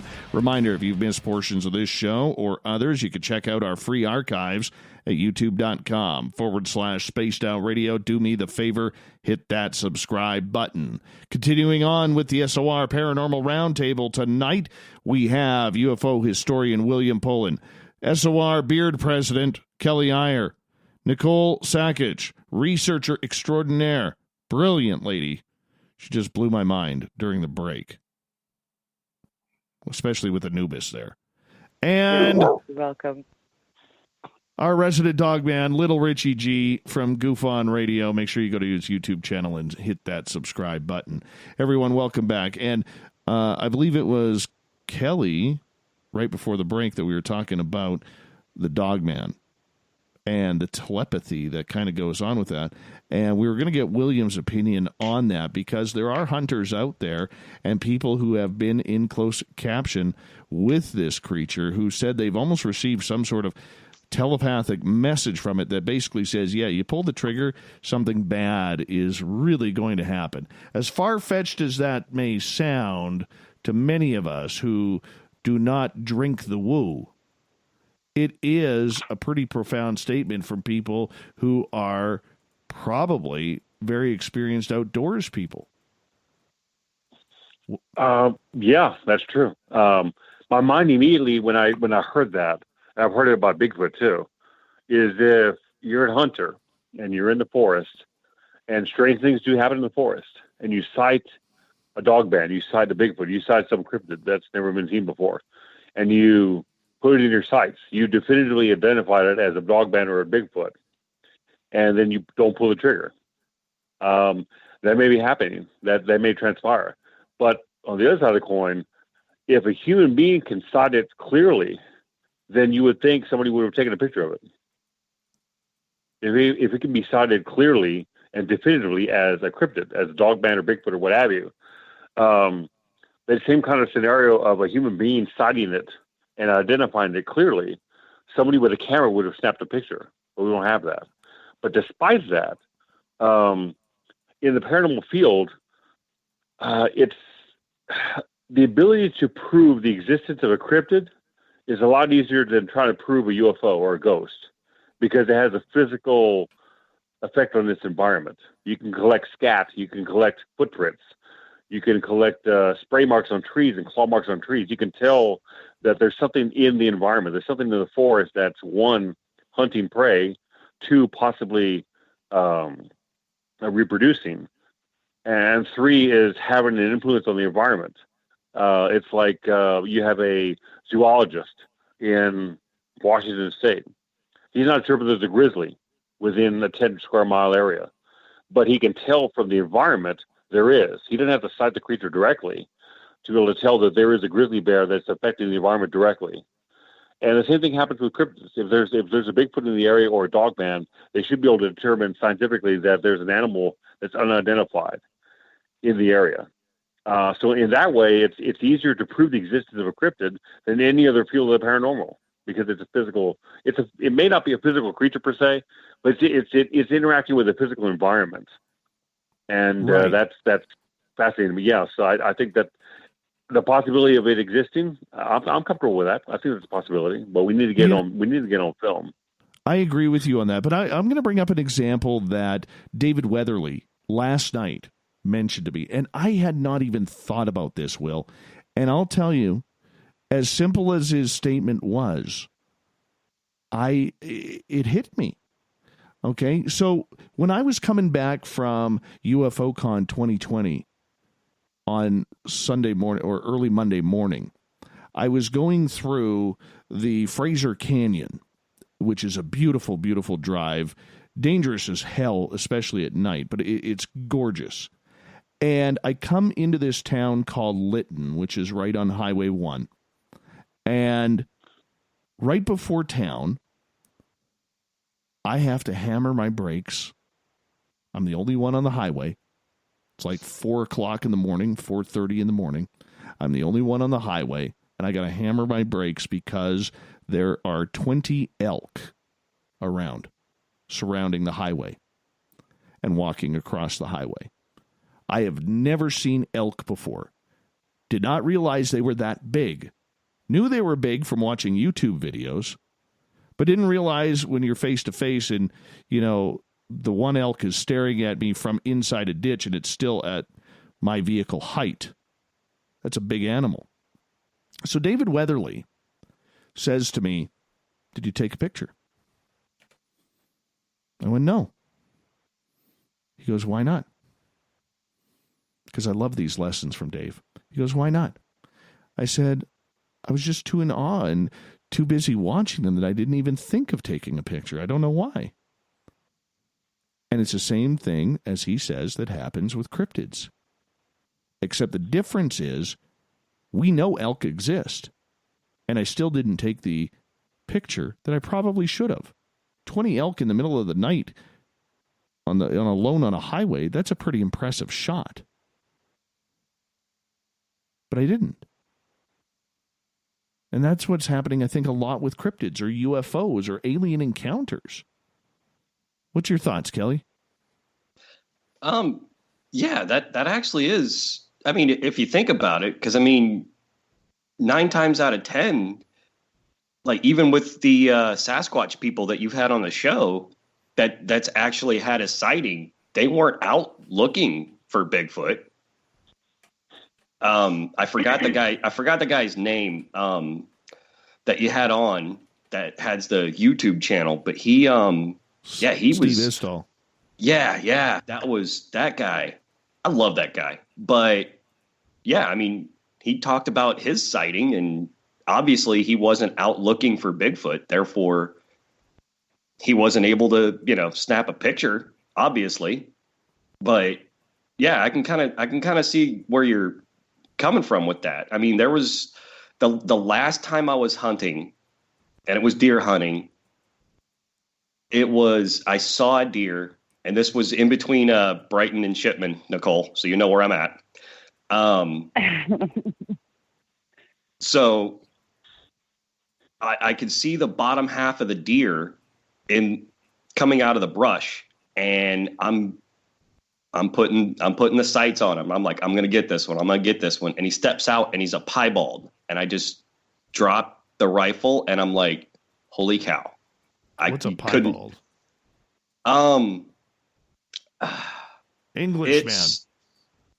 It's a piebald deer is basically a deer that has a lot of white on it. It's kind of like a spotted, it looks like it's a deer, but it looks like a spotted horse. Oh, weird. Yeah. They're almost albino. They might have a lot more white and just a little dark on them. But yeah, you're not supposed to. Yeah, you're not supposed to pull the trigger, but I couldn't. It was I mean, you're right. You're just in awe. So yeah, I get what Nicole says, and now I get what you say about not being able to take the picture. The one UFO sighting that I had, I wasn't taking the picture. I mean, I was driving down the interstate, and I had my wife holding my phone up with the star map to make sure it wasn't a star, and then she's taking her phone and snapping pictures with it. So, all right, Little Richie G, your thoughts, photographs. Well, look at this photograph, you Nickelback fan. Every time you do, it makes me laugh. That's beautiful, man. You're welcome. All right. Very welcome. Hold on. Okay, I'm fine now. Being somebody who is now gotten into ghost hunting too, being a UFO guy, I know what it's like. I know every situation is completely different. If you're in a rush, if it's happening very fast, if you're the only one around, is your life in danger? Are you going to pull the camera out if Bigfoot walks up on you? Hey, hold on a second, Big, and then you take its picture. Okay, now you run. No, it doesn't work like that, especially with the paranormal. Things happen very quickly. If you're not out there with your camera on and aiming, you're not going to capture it. That's usually how it goes down. Same thing with UFOs. I remember a month after the Phoenix Lights happened, I went out every night and saw this orange saucer. Me and my girlfriend saw it go right over, and it lit up the mountainside. It was so brightly orange, and it was very weird light. So she's like, go get your camera. And I'm dancing between going in to grab the camera or watch this thing. And I chose to watch it because I would have missed it going over the mountains. So that was a situation where I didn't want to take a picture. You didn't want to, you couldn't, or there wasn't any time to. There's all kinds of situations. So it all depends, Dave. Are you in a rush? Is it rushing by you? Is the object not moving? Is it, do you have time to sit there and focus in? So every situation's different. Will, you get the final word. And all the statements everyone made are all valid, but at some point, random chance would dictate a picture would be taken. We're talking thousands of sightings. And if out of thousands of sightings, one accurate, clear picture was taken, that's less than 0.1% of the sightings out there. So we're not asking a lot. We have clear pictures of unidentified flying objects, some of which are still unexplained. Not many, but there are some out there that are pretty clear. We have some pretty definitive photographs of ghost apparitions that are not overly clear, but clear enough to strongly suggest something truly anomalous is there. Cryptids, we don't have that, which is troubling. We'd love to have it, but we don't have it right now. So we'll see what the future holds. But I mean, everyone carries a camera with them, and at some point, somebody who is knowledgeable about cryptids and is comfortable with them. Yes, I can imagine. I can only imagine the awe at seeing one. But at some point, someone who's looking for a cryptid will come across one, and will overcome their awe and have a picture. So we'll see what happens. All right, we're going to move on the Paranormal Roundtable here as we got about 10 minutes here before we got to go to break at the top of the hour to end up on hour number 2. Let's go to UFOs here, guys, because there's a lot of talk about technology and a lot of talk about the science behind these craft.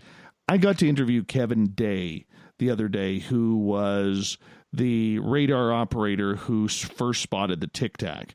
And then he told me, as I got to interview him in front of a live audience at the UFO conference, he said to us that he was absolutely blown away when they looked at the footage the next day after Captain Fravor, Commander Fravor, had tried to intercept the craft. The mathematics showed that the aircraft, the Tic Tac that is, went from 28,000 feet down to sea level, just above sea level, in 0.74 seconds. That's what the mathematics showed. That would kill any human being, Will. Absolutely kill any human being. And as fun as and great as the science is, how much effort should we be putting into that comparatively to the overall experience? Well, we can't. You've heard me say several times that we can't leave any stone unturned. And just because we're uncomfortable with the woo, we're uncomfortable with the science, doesn't mean we shouldn't broach it. We shouldn't approach it. No reason why not. If these things are non-terrestrial technology, we can kind of safely assume they're more advanced than ours. And if we look back at our technology, say 1920, 1930, we had biplanes and wooden aircraft. Those aircraft could not take high Gs. They would come apart. They were not very advanced technologically. Push forward 80 years, we have aircraft that can take a pretty good amount of Gs, and our human bodies are able to take a certain amount because the technology surrounding our bodies kind of protects us for some level. Is there technology out there, non-terrestrial technology, that has overcome or is advanced enough to overcome that issue with G-forces so that these things can make 90-degree turns at high speeds without slowing down? That's a possibility. We just don't know. I mean, 110 years ago, people didn't think we could fly. We did. 80 years ago, scientists thought we couldn't land on the moon. We did. So it makes sense to approach this topic with all of our tool cases, including science, including the woo, because we might get some answers from that. So, but the Tic Tac videos, a lot of the videos that are unexplained, that are not hoaxed in the UFO, that have been taken of UFO, unidentified flying objects, strongly suggest if this is technology, it's highly advanced, more advanced than what we can create here on Earth. That does not mean it's impossible. That doesn't mean we shouldn't apply science to it. It just suggests that it's beyond the realm of our understanding at this point. With time, we might understand it if we just keep applying our brains. And you've heard me say several times or many times, thousands of times, about critical thinking. Critical thinking is not exclusive to science. You can use critical thinking regardless of whether you use science or woo or any other approach. So as long as we keep using our brains and think rationally, we might be able to figure this out. Kelly, speak away. Yeah. When that came out, I'm just like, if there was some guy piloting that thing, he would pretty much be jelly by the time he got to sea level. Oh yeah. That right there is, it would almost have to be like some type of drone. But then again, to go from 80,000 feet to sea level that fast, it couldn't, things shouldn't even be able to fall that quickly. These stories really have been a, let's say, shot in the arm as of late. Obviously we've been tearing into them for the past 3 years now, but these are still something that you can look at them and they're amazing in my book. Awesome. Excuse me. Awesome. Nicole, your call here. Where'd Nicole go? She's still with us? Where'd she go? It shows that she's still connected. Did she put her phone on mute? She muted. I apologize. She totally I was muted. Look at that. She totally muted us. You're not the only one. I was coffee. I was being considerate. I think what Kelly said just now was good. I agree with that. I don't really have anything to add. Well, this is a round table, though. She wants it to keep going around. Well, I'll add to Kelly's statement. Kelly made a lot of good sense there. That what's being exposed, what's on the videos is it exhibits flight characteristics we can't attain. If there was a human in that Tic Tac, they'd be dead. The human body can't take those kind of G-forces. So by the technological know-how we're aware of at this point, we can't do that. Could we do that in, say, 1,000 years? Possibly. We just don't know. But at this point in time, it strongly suggests that the technology on display there, if it is technology, is not ours. If it's not ours, and we can safely assume no other country on the planet has that, because otherwise we'd be flying under a different flag. It may be, and that's my professional position, it's non-terrestrial, because we can't duplicate it here. Well, I know All you right, want and I'll to. throw my 2 cents in. Well, I need 3 cents from you, Rich, because we've got 3 minutes left. Yeah, I see. I'm aware. All right. Well, I am. I'm always aware. Okay. So we have to imagine now that what we saw on video was really what they're telling us. The Tic Tac was a Tic Tac that we all know and heard about. I don't think so. What we saw on video was nothing in comparison to what they said happened. And Dave was the radar operator. So he saw these things dropping out. There was a segment on Unidentified, the TV show last year. It was called what? Raining UFOs. He saw about 100 of them drop from 60,000, 80,000 feet to 5 feet. Okay? Now, you have to think of Fravors, his description of what he saw and what the co-pilot behind him, sitting behind him, saw was that they saw this thing. It looked like a ping pong ball in a small box. Bing, bing, bing, bing, bing, bing. Right? So I'm thinking, what could actually make this type of movement? All right. The video I'm going to throw out because I'm going to say that's an airplane. So we have to go with their stories because that's what we hear most everything from, their stories. And I think what it sounds like is it's either two things. It's a hologram, okay, because that would make sense. It didn't break apart at breakneck speeds. Nobody could be in there and survive it. And the way it acted around the water seemed awfully weird, okay? They saw it in the water, and then it was out without a splash. That, to me, sounds hologrammy, okay? The next thing I have to think of, okay, well, if it's ET craft, or let's say forget that, all right, it's man-made. But we found a way to make things work without having a pilot. Because the way this was also described, it sounded like it was on a grid. Like if we were to fly cars in the future, there would have to be a virtual reality freeway in the sky, just like Back to the Future. Everything would have to be programmed so man doesn't just jump off the grid. That's what it sounds like to me. It sounds like this may have been our own.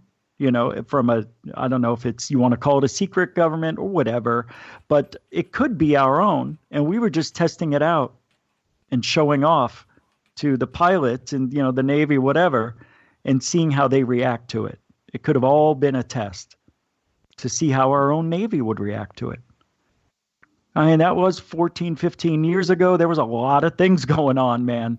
That technology would have come in handy to zip in and zip out. But have we been using it since? I don't know. There's no reports of it. A tic-tac at war, at the Gulf or anywhere. So I don't know. It's very odd. I will say this as we go to break here at the top of the hour. Thank you, Rich. Yep. After meeting Kevin Day, and seeing his reaction and how emotional he is about this and what happened in the Pacific on the ocean there. Yeah, you could tell he's telling the truth. Easy to tell somebody. More Spaced Out Radio UFO talk right after this on the Roundtable.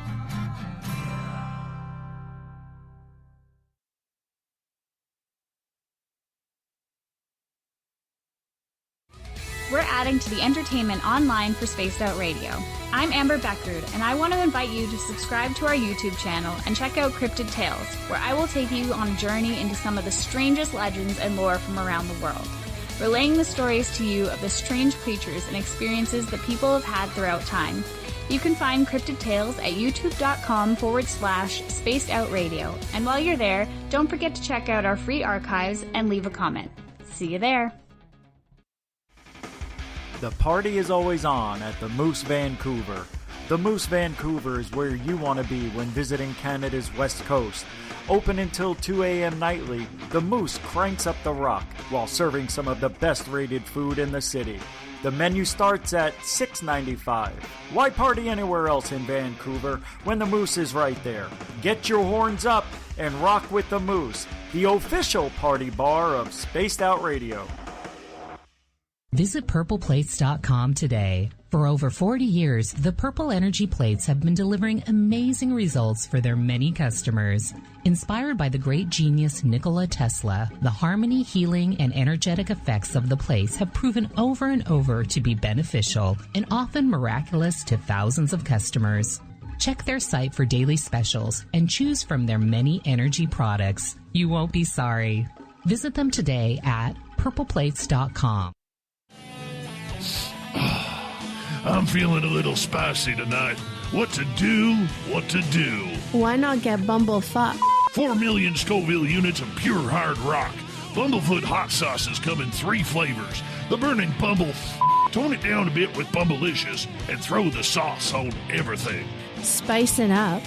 Bumble me, baby. Bumblefoot hot sauce. Get it today at Kajans.com. So, you love talk radio? Then you'll love TalkStreamLive.com. TalkStream Live is always on, 24/7, with the best streaming talk shows. Find your favorite talkers and discover some new ones. It's free, readily available online or on mobile with any smartphone or tablet. Finding your favorite talk shows all in one place has gotten a whole lot easier. Just go to TalkStreamLive.com. Be sure to download the free apps from Google Play or the iTunes App Store. We are scouring the world for the most intriguing stories of your day. Take the time to read up on the SOR Newswire, where our team, led by Captain Shirk, will deliver to you some of the best paranormal and supernatural news, along with some stories that will blow your mind from the weird to the wacky. It's the news outside the news that piques interest, and that's what we're looking to deliver to you. The SOR Newswire, only at spacedoutradio.com. For the price of 1 cup of coffee a month, you can become an SOR Space Traveler. The Space Travelers Club is a place where you can interact with other listeners, either live during the show or on our great forum. We want your stories, pictures, comments, and ideas. You'll get live video streams, exclusive content, and be a part of our newsletter. Stay in touch with everything SOR. The Space Travelers Club is just $5 a month at spacedoutradio.com.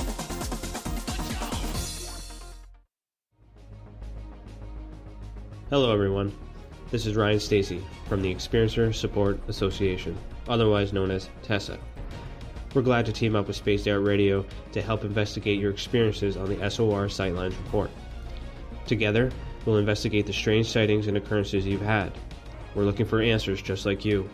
So fill out a Sightlines Report on the Spaced Out Radio website and let's figure out what's going on together.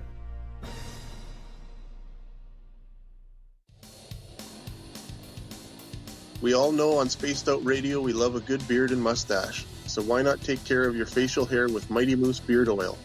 Made in Canada, we're taking care of beards and stashes around the world. We use 100% natural ingredients with our oils and balms to make your whiskers feel silky smooth. Use promo code SOR2019 at MightyMooseBeard.com today.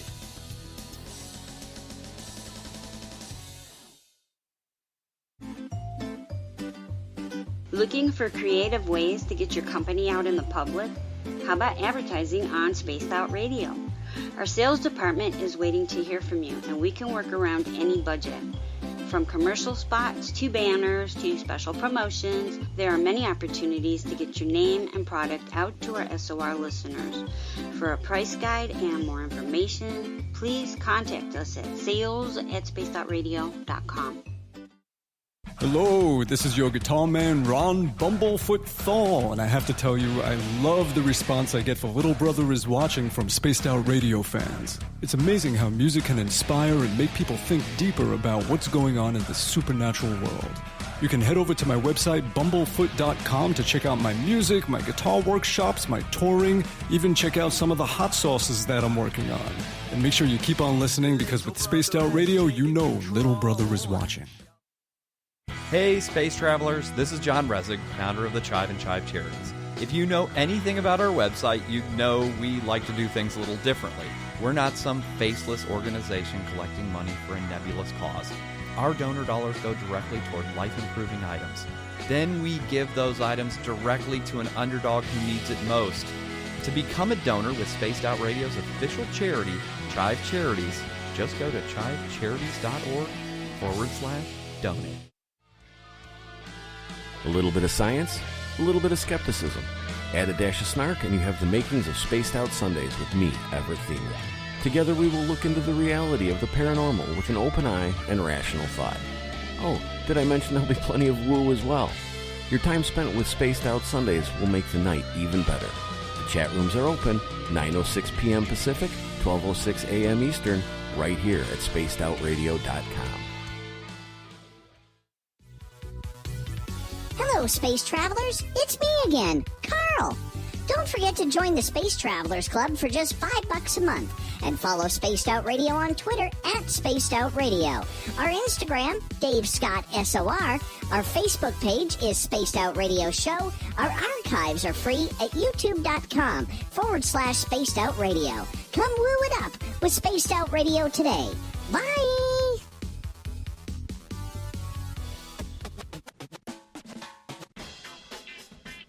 The SOR Vault is open for business, and do we have some cool swag for you to pick up?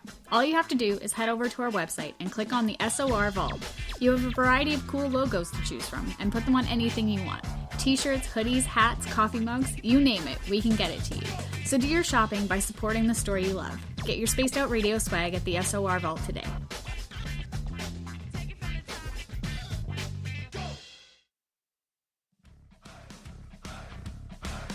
Would you like to connect with us? Head to spacedoutradio.com for all your latest show info. Now, back to Dave Scott and SOR. We're underway in the third and final hour of Spaced Out Radio tonight. I am your host, Dave Scott. Thank you so much for joining us.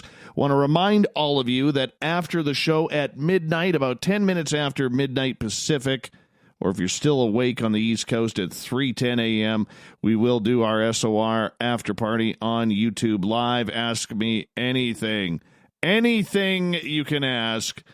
And, you know, if I had it actually set up properly, I would include the entire group on that. But I'm doing a bunch of changes to the studio to make that happen. And eventually we will. Richie, I may need your help with that. May need your help with that. Yeah. I can't wait. We want to welcome in everyone listening in on our digital stations, Kingdom of Nye Radio and Revolution Radio, along with our terrestrial affiliates, UPRN 107.7 FM in New Orleans, KCFX 93.7 FM in Ridgecrest, California, KDUN AM 1030 in Reedsport, Oregon, WQEE 99.1 FM in Newnan, Georgia, and KDNF AM 1560 in Dangerfield, Texas. Don't forget, check out our archives for free at youtube.com/Spaced Out Radio. Do old Davey the favor, hit that subscribe button. The Desert Clam has set the password for tonight in the SOR Space Travelers Club. Habanera. Oh, I could put that on some tacos right now. Habanera. He actually puts a word up there that I know. Thank you, Clam, for ending the week on a word I can pronounce, as a Clam sets the password each and every night right here on Spaced Out Radio. All right, let's get back to the roundtable, shall we? And we're going to continue with the UFO talk in regards to this. And right before the break, we were talking about Kevin Day and the USS Nimitz incident. And I'm just wondering, with everything that is going on with the UFO field right now, and this big debate with the Pentagon, with them now trying to cover up that they never said what they said, that they had investigated UFOs back in April and then December covered it up. Is this where we're at, Rich? Is this what it's all about? Is now we're back to playing the game of denial? Yeah. Well, I mean, I hate to say it again, Dave, but that's what I said was going to happen.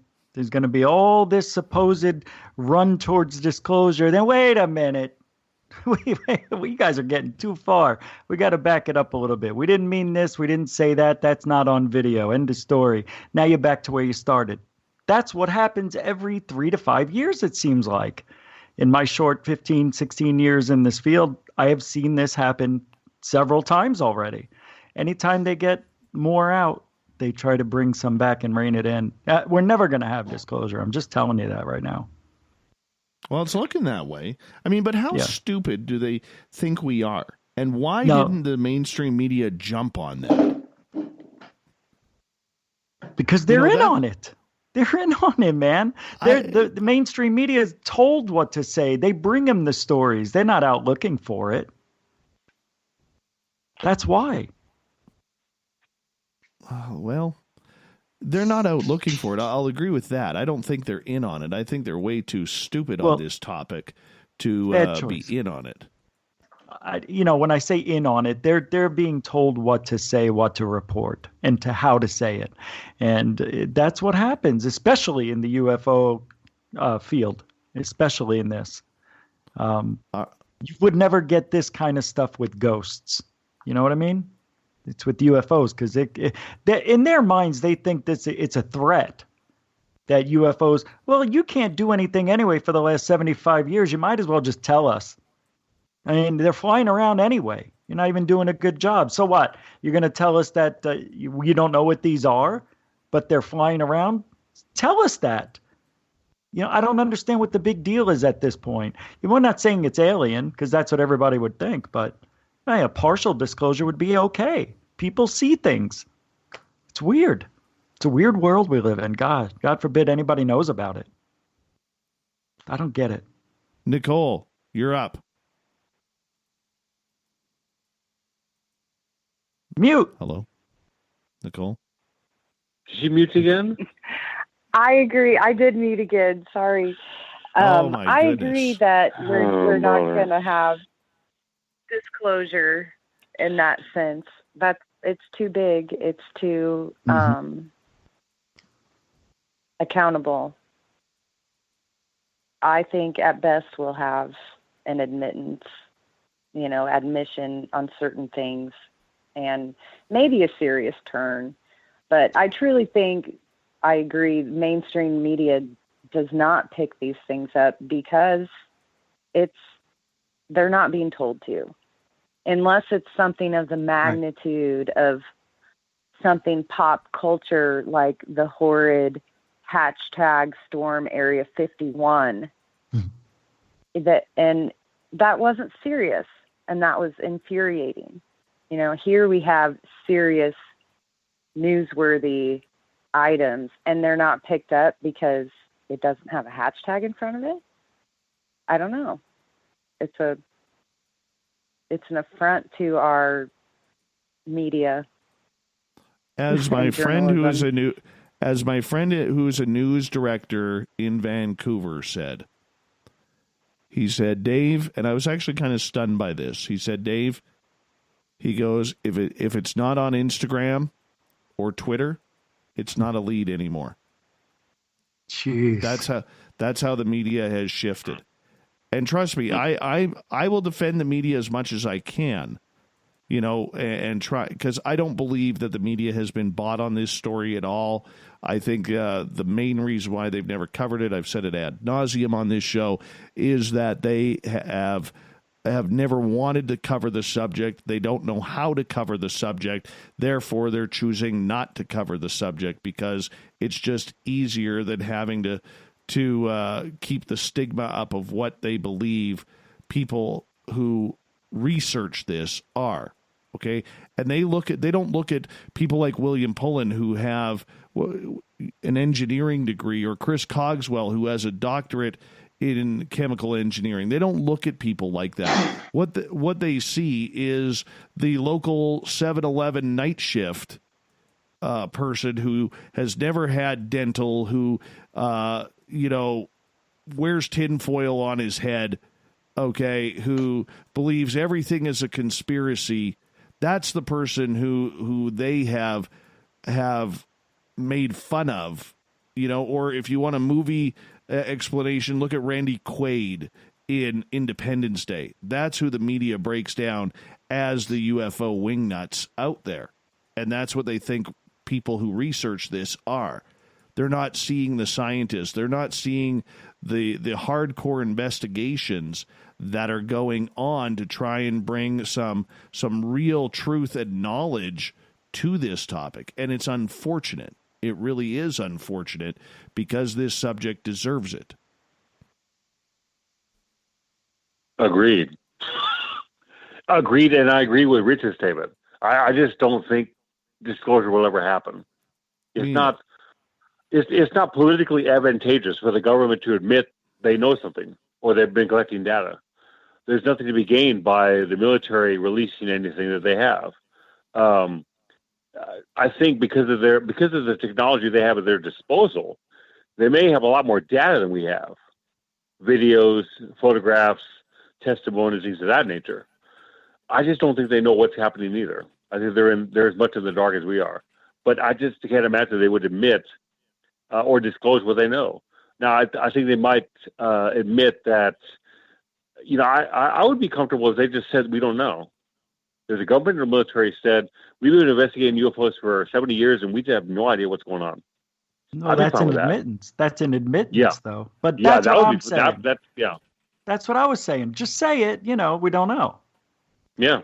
Yeah. That's okay. I would love that's it. good enough. Yeah. Yeah. Because Don't tell me. Then we know. Yeah. Then at least we know that people aren't crazy, that most people aren't making up what they've seen, because abductions are part of it. And a lot of people don't want to believe that's happening to them. And it could be, and they don't even know it. So that's a pretty big matzo ball to throw out there. But can you imagine if disclosure did happen? That would have to be part of it. And that's very scary. Just that alone. It's too big. Too big, Dave. I want to ask you guys this. And Kelly, I know I missed you on this one, okay? And I apologize, but I'll start with you on this one. Tim McMillan, earlier this month, wrote a fantastic article on UAPs, UFOs, the Pentagon, the government, to the Stars Academy. There was a big article in Popular Mechanics about this, and if you haven't read it yet, I highly suggest you go to the Popular Mechanics website and you check it out, or at spacedoutradio.com, where we have it up as well. And it comes down to sources. Okay, now I know you guys, everybody at this panel isn't a journalist or something along those lines, or have much experience there, okay? But that doesn't matter for this line of questioning.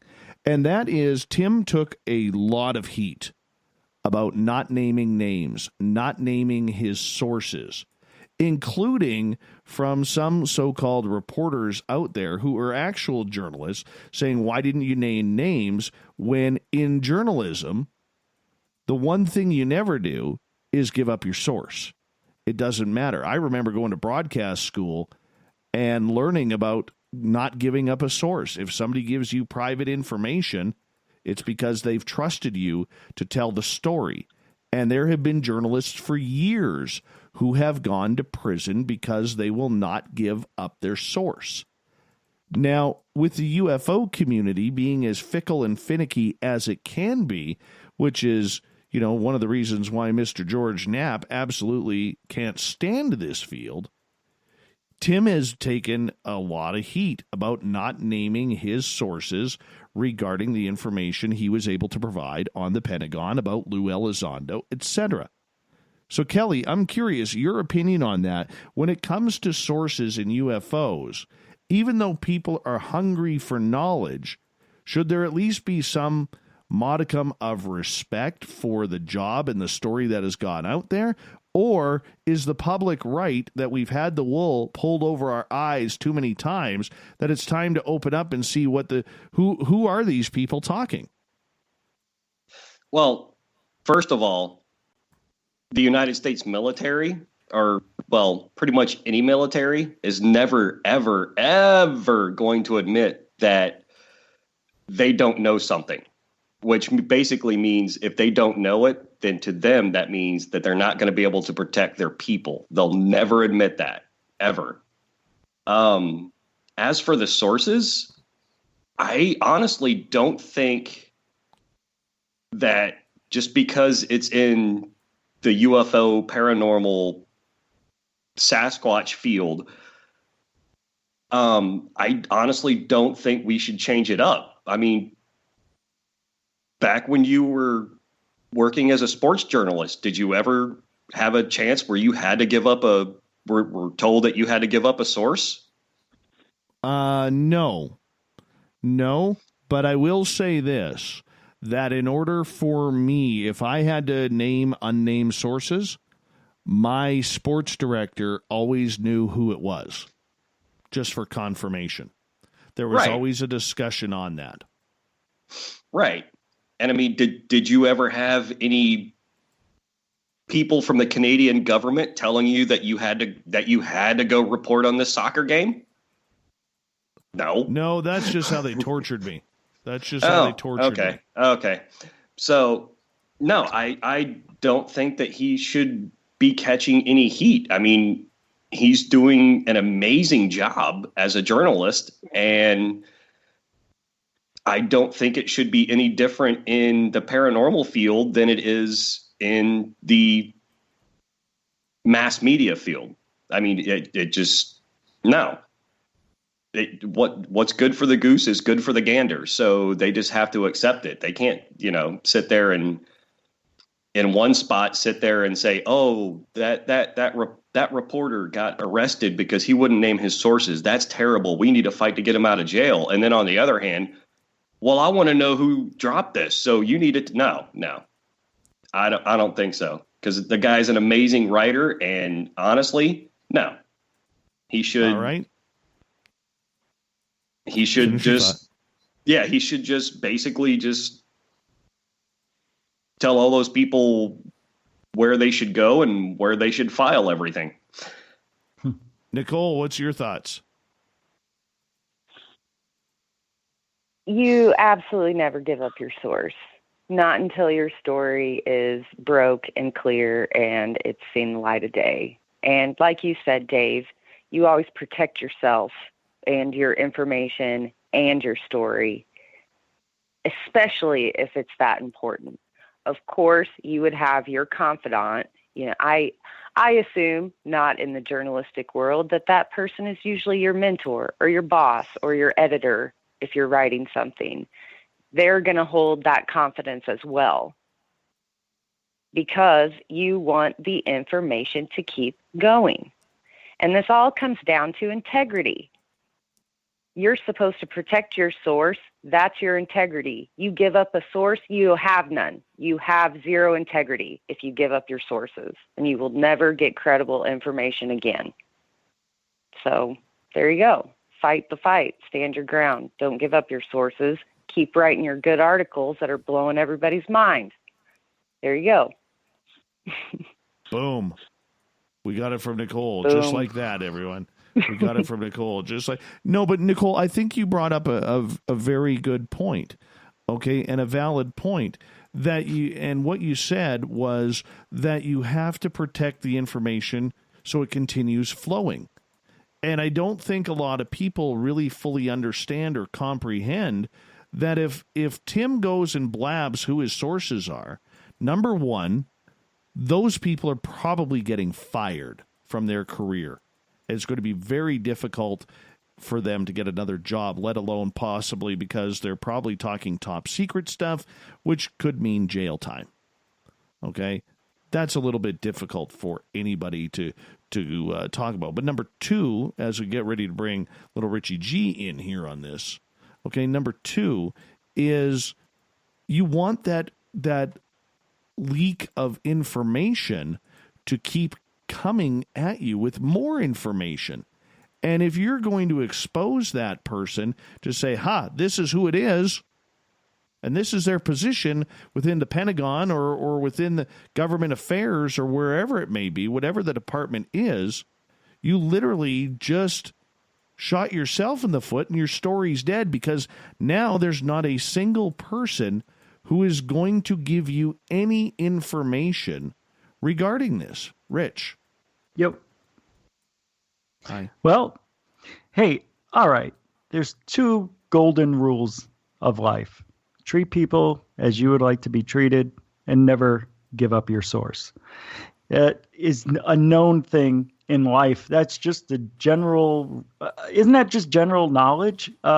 Anyway, with that being said, if we're going to take Tim's word on this, McClellan, the guy who wrote the article, that McMillan, that people are wanting him or saying, who are your sources, that they're mad at him.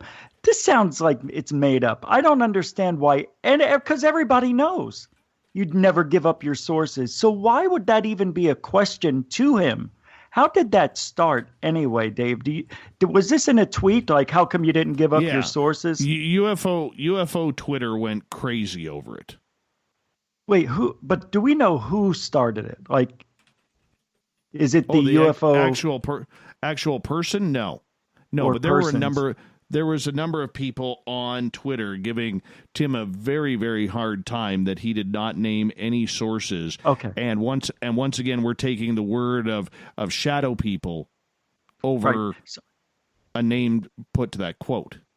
So these aren't people that are in, or that we know of that are in, what do you call it, journalism. Yes. These are people in journalism? No. There was a couple. Not. Keith Kluwer was one. And he was saying that you need to give up your source to make that story credible, or I don't understand why. Absolutely, he was. But he should know this. I mean, that he shouldn't even be. That's embarrassing to a journalist, to all journalists, that this guy would even do that. I don't understand why. It doesn't make any sense. It's just weird. It's like Chewbacca. I You're guess using the Chewbacca defense right now. Yes, you were waiting for that. It's true. It's really weird that another journalist would tell somebody that you need to give up your sources. It's very strange. I said that 3 times tonight, but this is what we do. We're in the strange world. So Tim is now the bad guy because he's not giving up his source. Does anybody believe that? I don't think so. I think it's horrible that it was even brought up. It's great for conversation, but there are a number of people out there who have expressed concern at UFO Twitter. By the way, thank you, Derek, on Twitter at #SpacedOutRadio, who has posted the article there. Appreciate that. All right, so if you want to check it on out, the article of Tim McMillan's is there for you. And, it is a little bit of a sad state when you see this happening. It really is, because, as we get ready to go to break here at the bottom of the hour, we could continue the conversation after this. But at what point should we be satisfied? We should be satisfied that somebody in the Pentagon or some government official, whomever his sources are actually speaking about this topic, instead of shooting the messenger and calling him a fake, phony, whatever they were calling him on Twitter, because he did the proper thing and didn't name his source. And on that note, I know, it's crazy. No, it just makes me so mad. Yeah, I know. I'm sorry. Go ahead. Oh, when Richie gets mad, that's when Richie's at his best. Say some, brother.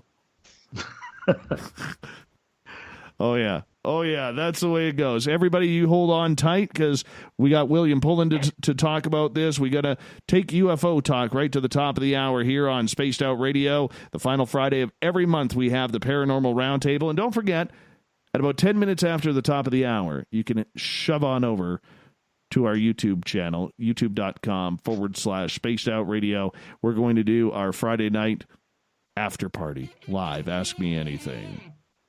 It's on the record. Spaced Out Radio continues right after this.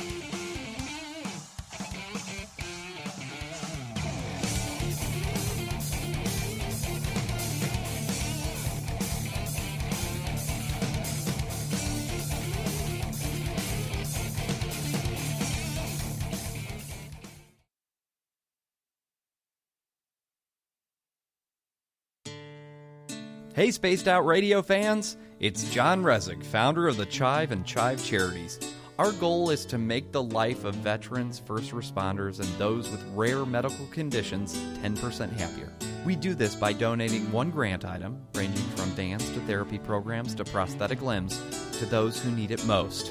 To contribute to Spaced Out Radio's official charity, head over to chivecharities.org and become a donor today.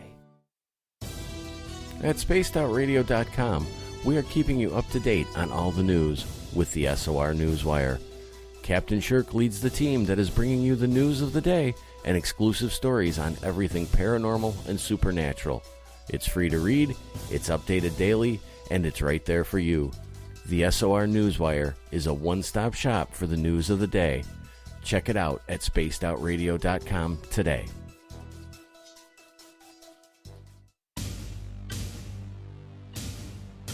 You wanted new SOR gear, and now you can have it. The SOR Vault is fully stocked with t-shirts, hats, hoodies, mugs, and everything in between, with great logos for you to choose from. So head on over to spacedoutradio.com, click on the SOR Vault, and go shopping. Pricing is quite affordable, and you can look good representing your favorite show. So go to our website and pick up your new SOR wear at the SOR Vault today.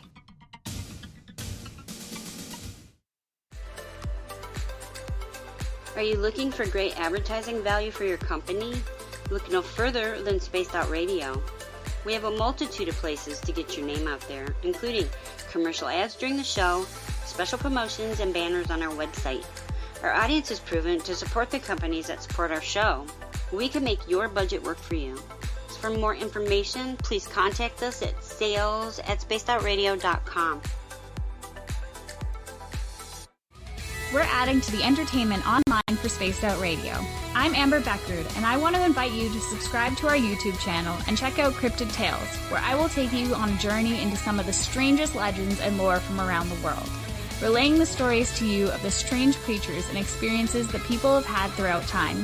You can find Cryptid Tales at youtube.com/spacedoutradio. And while you're there, don't forget to check out our free archives and leave a comment. See you there. Looking for something new to push your limits? Look Beyond the Spectrum, a new docuseries featuring some of the best researchers in the world when it comes to everything from UFOs, government cover-ups, and Bigfoot in the forest. Truth seekers like Steve Bassett, Dr. Jeff Meldrum, Richard Dolan, as well as others all chip in to bring their knowledge to you. Beyond the Spectrum can be found on Amazon as well as Tubi TV. Tell us what you think on our Amazon page.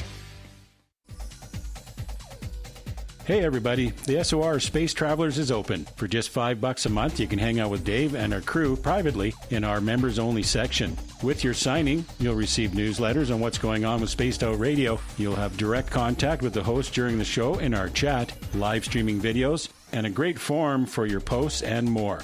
Become a space traveler now at spacedoutradio.com.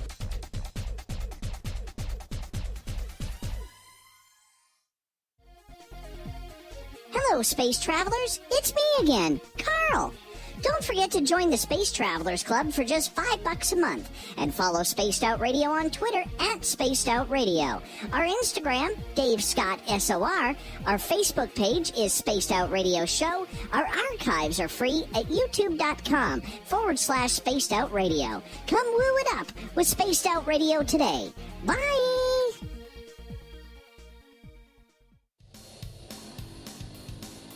We all know on Spaced Out Radio we love a good beard and mustache, so why not take care of your facial hair with Mighty Moose Beard Oil? Made in Canada, we're taking care of beards and stashes around the world. We use 100% natural ingredients with our oils and balms to make your whiskers feel silky smooth. Use promo code SOR2019 at MightyMooseBeard.com today.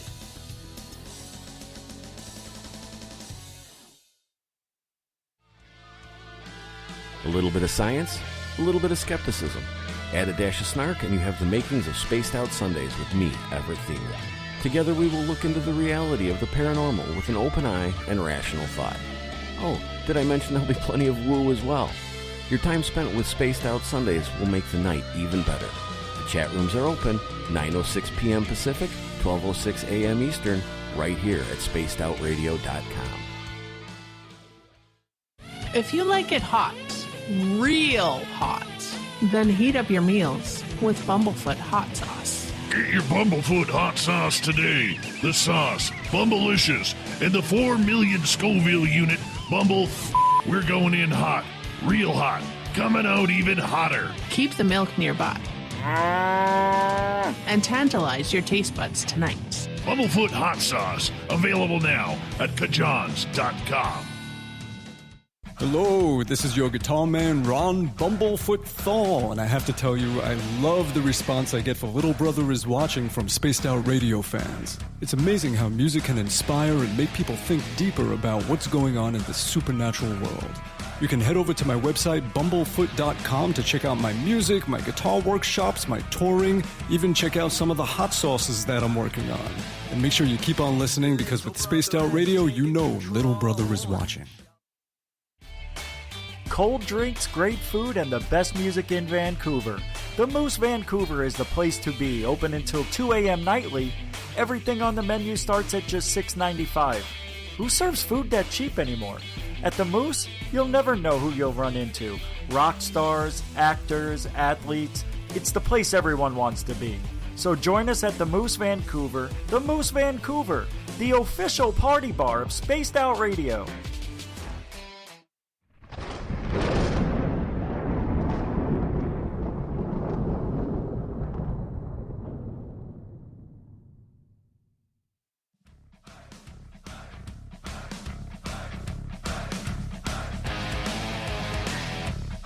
We've rounded third, and we're heading for home tonight on Spaced Out Radio. The gloves are officially off here for the final half hour because little Richie G, his gout is flaring because he thinks Will Ferrell is not funny and soccer is a great sport. It's on. It is on. Absolutely on. Hey, I want to remind all of you that if you've missed most of this show or others, you can check out our free archives at youtube.com/Spaced Out Radio.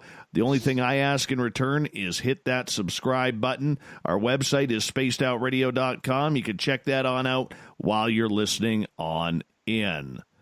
For the final time tonight, we have the Paranormal Roundtable. This may be Richie G's last one after saying that Steve Martin is not funny, Will Ferrell is not funny, and Ray Romano is.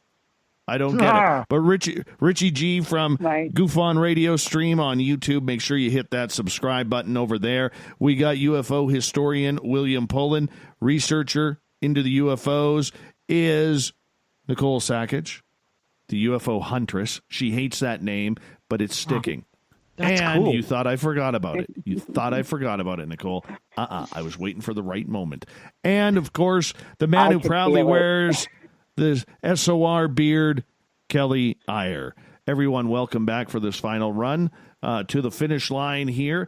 And right before the break, before Rich absolutely blew our minds with this horrific talk that Steve Martin is not funny.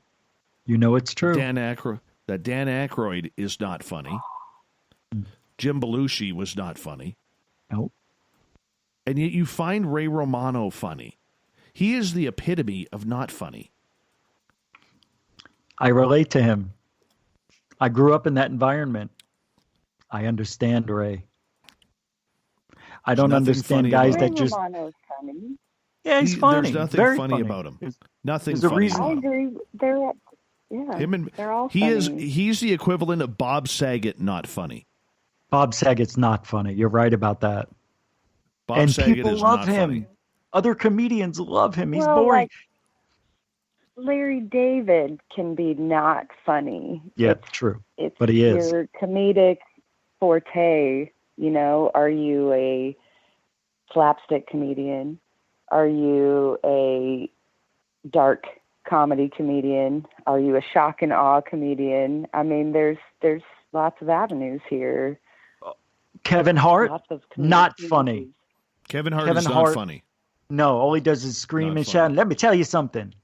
Let me tell you And, something, Dave. You know, that's it. And Enough. gets into movies with The Rock. I find Mr. Hart Yes. very funny. No. You know where I really learned to hate Ray Romano is every time the Pebble Beach Pro-Am was on, they had to go to 90 different camera angles of him shanking his drive on the 14th. Every time. It's like, come on. It's terrible. Anyways, let's talk. Oh, go ahead. Never mind. No. You're already ruined the night. I didn't shank it. I saw him hit a 300-yard drive, but that's just me. Yeah, into the ocean. I will say, out of all of the comedians we just named, Mr. Aykroyd is the one that is on topic with us tonight with UFOs and the paranormal. Oh, yes. So I find that most interesting. I loved his chat with Mr. Rogan. Oh, that was an interesting one to YouTube. Don't forget his vodka. Dan Aykroyd. Crystal I know, Skull. right? Oh yeah, so good. I actually had Dan Aykroyd about when it just came out. What was that? 2004, 2005, somewhere around there.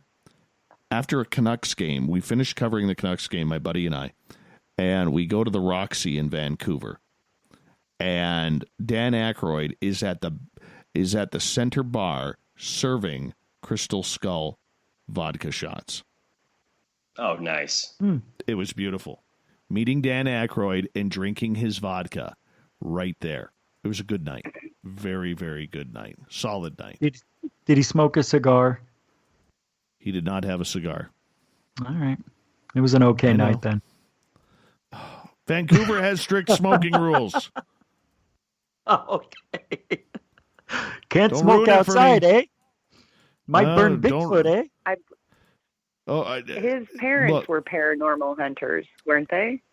Yes, they were. And he actually wrote a lot of Ghostbusters based off of, inspired by. I don't want to use that dreaded based off of. I'm having Project Blue Book flashes, so can't do it. By the way, just for the record, Paul Hynek, J. Allen Hynek's son, Paul, who is a at the show. Yeah. Anyways, he's a contributor to Project Blue Book, or a consultant, pardon me. That dude, funny. Very, very funny. Dan Aykroyd funny? I'm going to say Ray Romano. How's he so funny? What makes him so funny? I watched him on stage. He's funny. He made me laugh. I didn't know he was a comedian. Like a clown, he amused you? No, he's just a clown. Like, he gets in front of the microphone and he just doesn't care. It's actually great. He's like Little Richie G. Makes me laugh. Makes me laugh loud. Ray Romano sounds like Kermit the Frog with a chest cold. You got that right. William Pullin, you're awfully silent over there. I was waiting to talk about UFOs. Oh! Okay. Wow. Okay. That's gotta hurt. William Pullin would like to talk UFOs here on the SOR Paranormal Roundtable. William, tell us about your favorite topic of UFOs. Will you? Oh, I was going to comment that Rich, before the break, made some great comments about it. After this, a journalist should not give up their sources, period. Yes, let's get back on topic to that. Yeah, that scenario should not change just because it has to do with the paranormal. No, not at all. There are ways to confirm information without giving up sources. I don't know why journalists are asked to do that when it has to do with UFOs. That's horrible. And for another journalist to ask them to do that is completely unprofessional. It's embarrassing. It's very. Yeah, the level of professionalism in the UFO community is embarrassing. It is. And for a trained journalist to ask for the source, I find very troubling. And I'm not a journalist, and I'm sure, Dave, you're disgusted by it. It's bizarre why that person would ask that question. I'm not going to lie. I weighed in. I totally weighed in. And, I did say that as a journalist, I would never give up my source. It's not to the public. We always talk about being open and accountable to the public, which journalists should be. But there's also got to be a modicum of trust back. Even in the UFO field, there's got to be a modicum of trust back that this person who is being published in a very, very substantial publication like Popular Mechanics, is not going to bring you a bunch of fluff and a bunch of satire and a bunch of non-regulated comments that come from just, writing an article for the sake of writing an article. And to me, that's what I found very disappointing about those comments that Tim had to suffer through.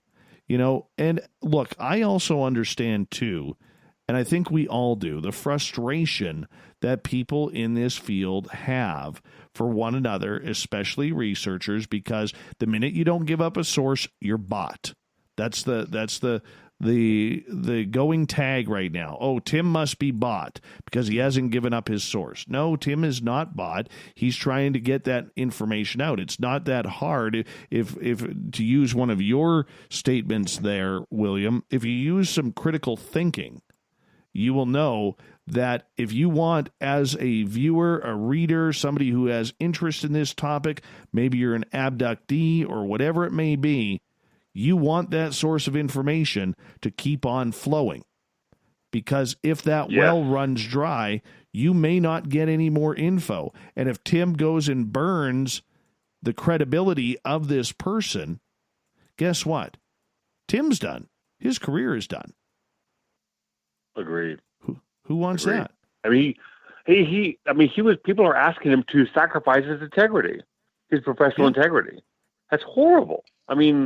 Just the idea that somebody would actually want to broach that question is completely embarrassing. It would be bad enough if somebody that was not a trained journalist ask that question.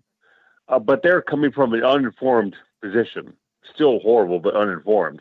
But for a trained journalist who should know better, for them to ask that question, that's ridiculous. And I bet you he meant to ask the question very sarcastically, like, hey, Tim, because it was a UFO thing, right? So I'm sure he was just being a jerk about it, and just talking down to him like, Tim, so who's your source? Like that kind of attitude. Just making fun of the ufology. That's why. Yeah, he's probably thinking his source was probably like Dave said, the tinfoil hat guy with no teeth working at the 7-Eleven, which perfectly describes Florida man. But that's right. That's what he's doing. He's trying to. Yeah, he's trying to make a joke out of it. I mean, he's as soon as he read that story, he probably heard the X-Files theme the entire time he was reading it. Could very well Possibly, yeah. Could very well be. And that goes along to another issue I've always had with the UFO field, the UFO investigator field, is that it's from the outside, the general public views the UFO field as laughable. There are a bunch of people with tinfoil hats, a bunch of with their screws down loose. They're viewed as kooks, as they really are. And part of that problem is the way we interact with each other. You have people in the UFO field that don't take the topic seriously. They don't act professional. They have no integrity, and it makes everyone else look bad. And it's been a constant problem. I mean, so those statements made, those questions asked of a journalist, make the entire field look bad because it's very unprofessional. I can't think of another field of study, whether it's religion, politics, science, or whatever, that is so unprofessional as the UFO field. And I'm being brutally honest. That's the truth. Yeah, they eat their own. Exactly, yeah. Absolutely, they do. Absolutely. But then we wonder why that information stops flowing. Then we wonder why. Exactly. Yeah. Then we wonder why that information stops, and then we complain why the Pentagon changes its story about UFOs and the media in the mainstream doesn't pick it up. Well, they didn't pick it up at all. I thought there was one news outlet that I read that off of that was big, that mentioned it. I don't know. It all runs together. But that is interesting that, well, they're not going to treat that like it was when they came out with the videos. Big deal, right? So it's kind of good that they didn't do that. Very true. Make it mainstream. Yeah.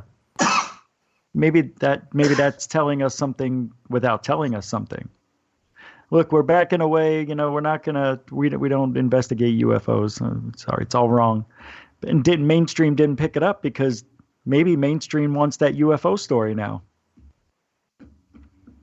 We shall never know. We shall never know. I'm playing devil's advocate, I guess. True. That's all we can do. Yeah. Well, let's move on here because I've talked to a number of people in February as we continue on the UFO talk who do research or have research groups, whether it's Butch Wachowski's UFO Cop, Ryan Stacy's Tessa organization, whether it's David Weatherly, John Tenney, a number of people I've talked to this month, all are saying the same thing. UFO sightings are up. And people are seeing a lot of these cigar-shaped orbs or craft. They're seeing discs. They're seeing strange things. Not many black triangles of late. However, the question I have for you, all of you, and Nicole, we'll start with you on this. Why does it seem to be cyclical on the type of shape of craft we see? I wonder about this. Like sometimes we'll get a big run on black triangles, and then next thing you know, the discs are back, and then it's the orbs and everything. It seems to be cyclical. Is it truly cyclical? I don't know. I think the reports of actual cigar-shaped or the classic discs have remained low. I think orbs or craft of unusual motion like gimbal and the Tic Tac are becoming more prevalent. Are people calling Tic Tac cigar shape these days? That seems along the same vein to me. But I think there are more reported sightings, but I think the number of actual vetted remain unknown sightings, that would say UFO or UAP, that statistic number I think is remaining the same. So I think if you have more people interested, you're going to collect more data. But statistically, the average of what people are seeing is remaining the same, very low. So, William, your thoughts? There's always been an unknown percentage of people. Let me rephrase that. The percentage of UFO sightings that go unreported is always an unknown percentage. It's always been a big percentage. Maybe not the majority, but a big percentage. Since the media has somewhat been covering the UFO topic in a more legitimate light, a more serious light, somewhat. We're trying to be cautious here. It may be simply that people may not be seeing more UFOs, but they're certainly maybe more comfortable reporting them. It may be as simple as that. So as far as the way what's being seen seems to change over the years, I have no idea why that is. But you're right, it does change. I don't know if it's on a cycle or not, but the configurations that are reported seem to randomly change from year to year, decade to decade. So I have no idea why.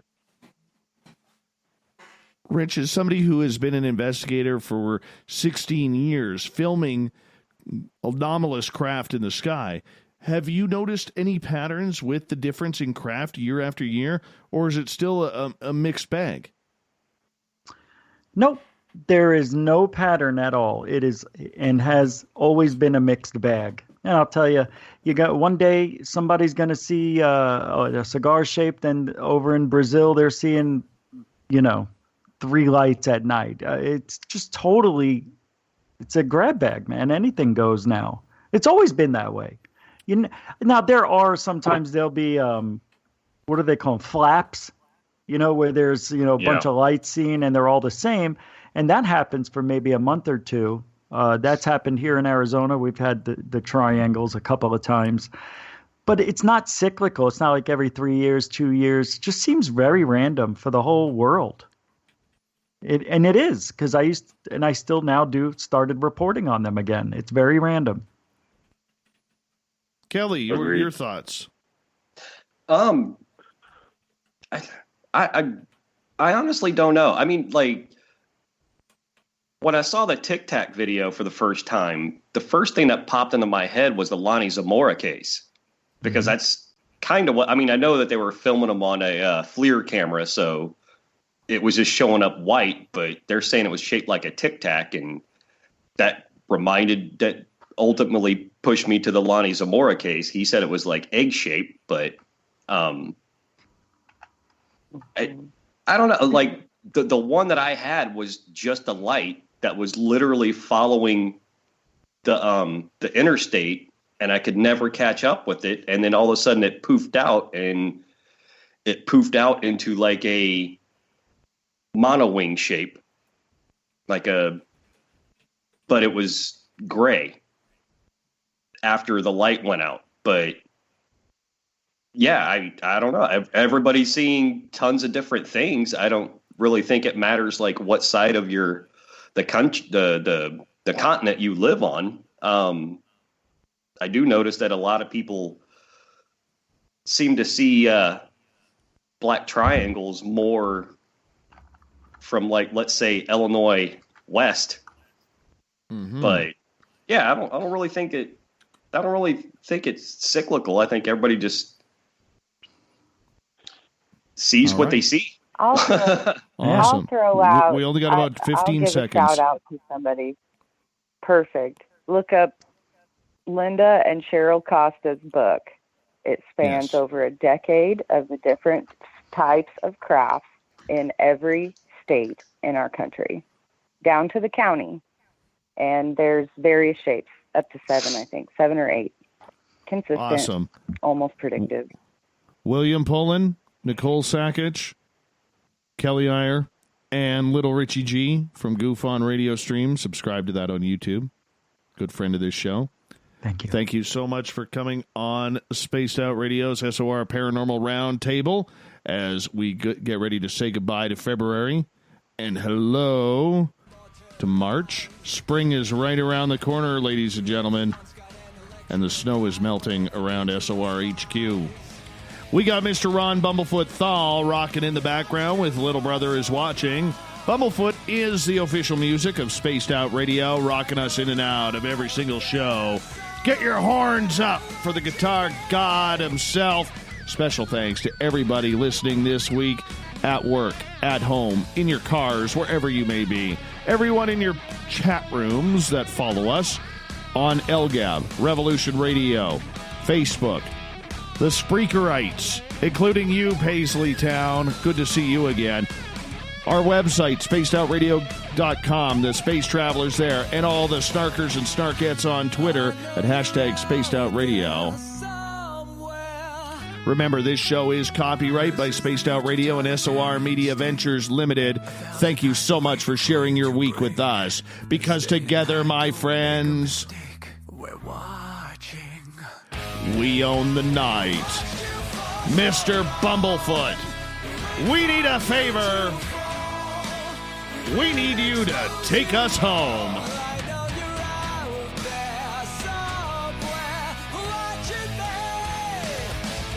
Hey, we're going on YouTube Live right after this. YouTube.com/Spaced Out Radio. Hit the video button. We'll be live at 10 minutes past the top of the hour. Ask me anything. I'm feeling brave tonight. We'll see you there. Good night.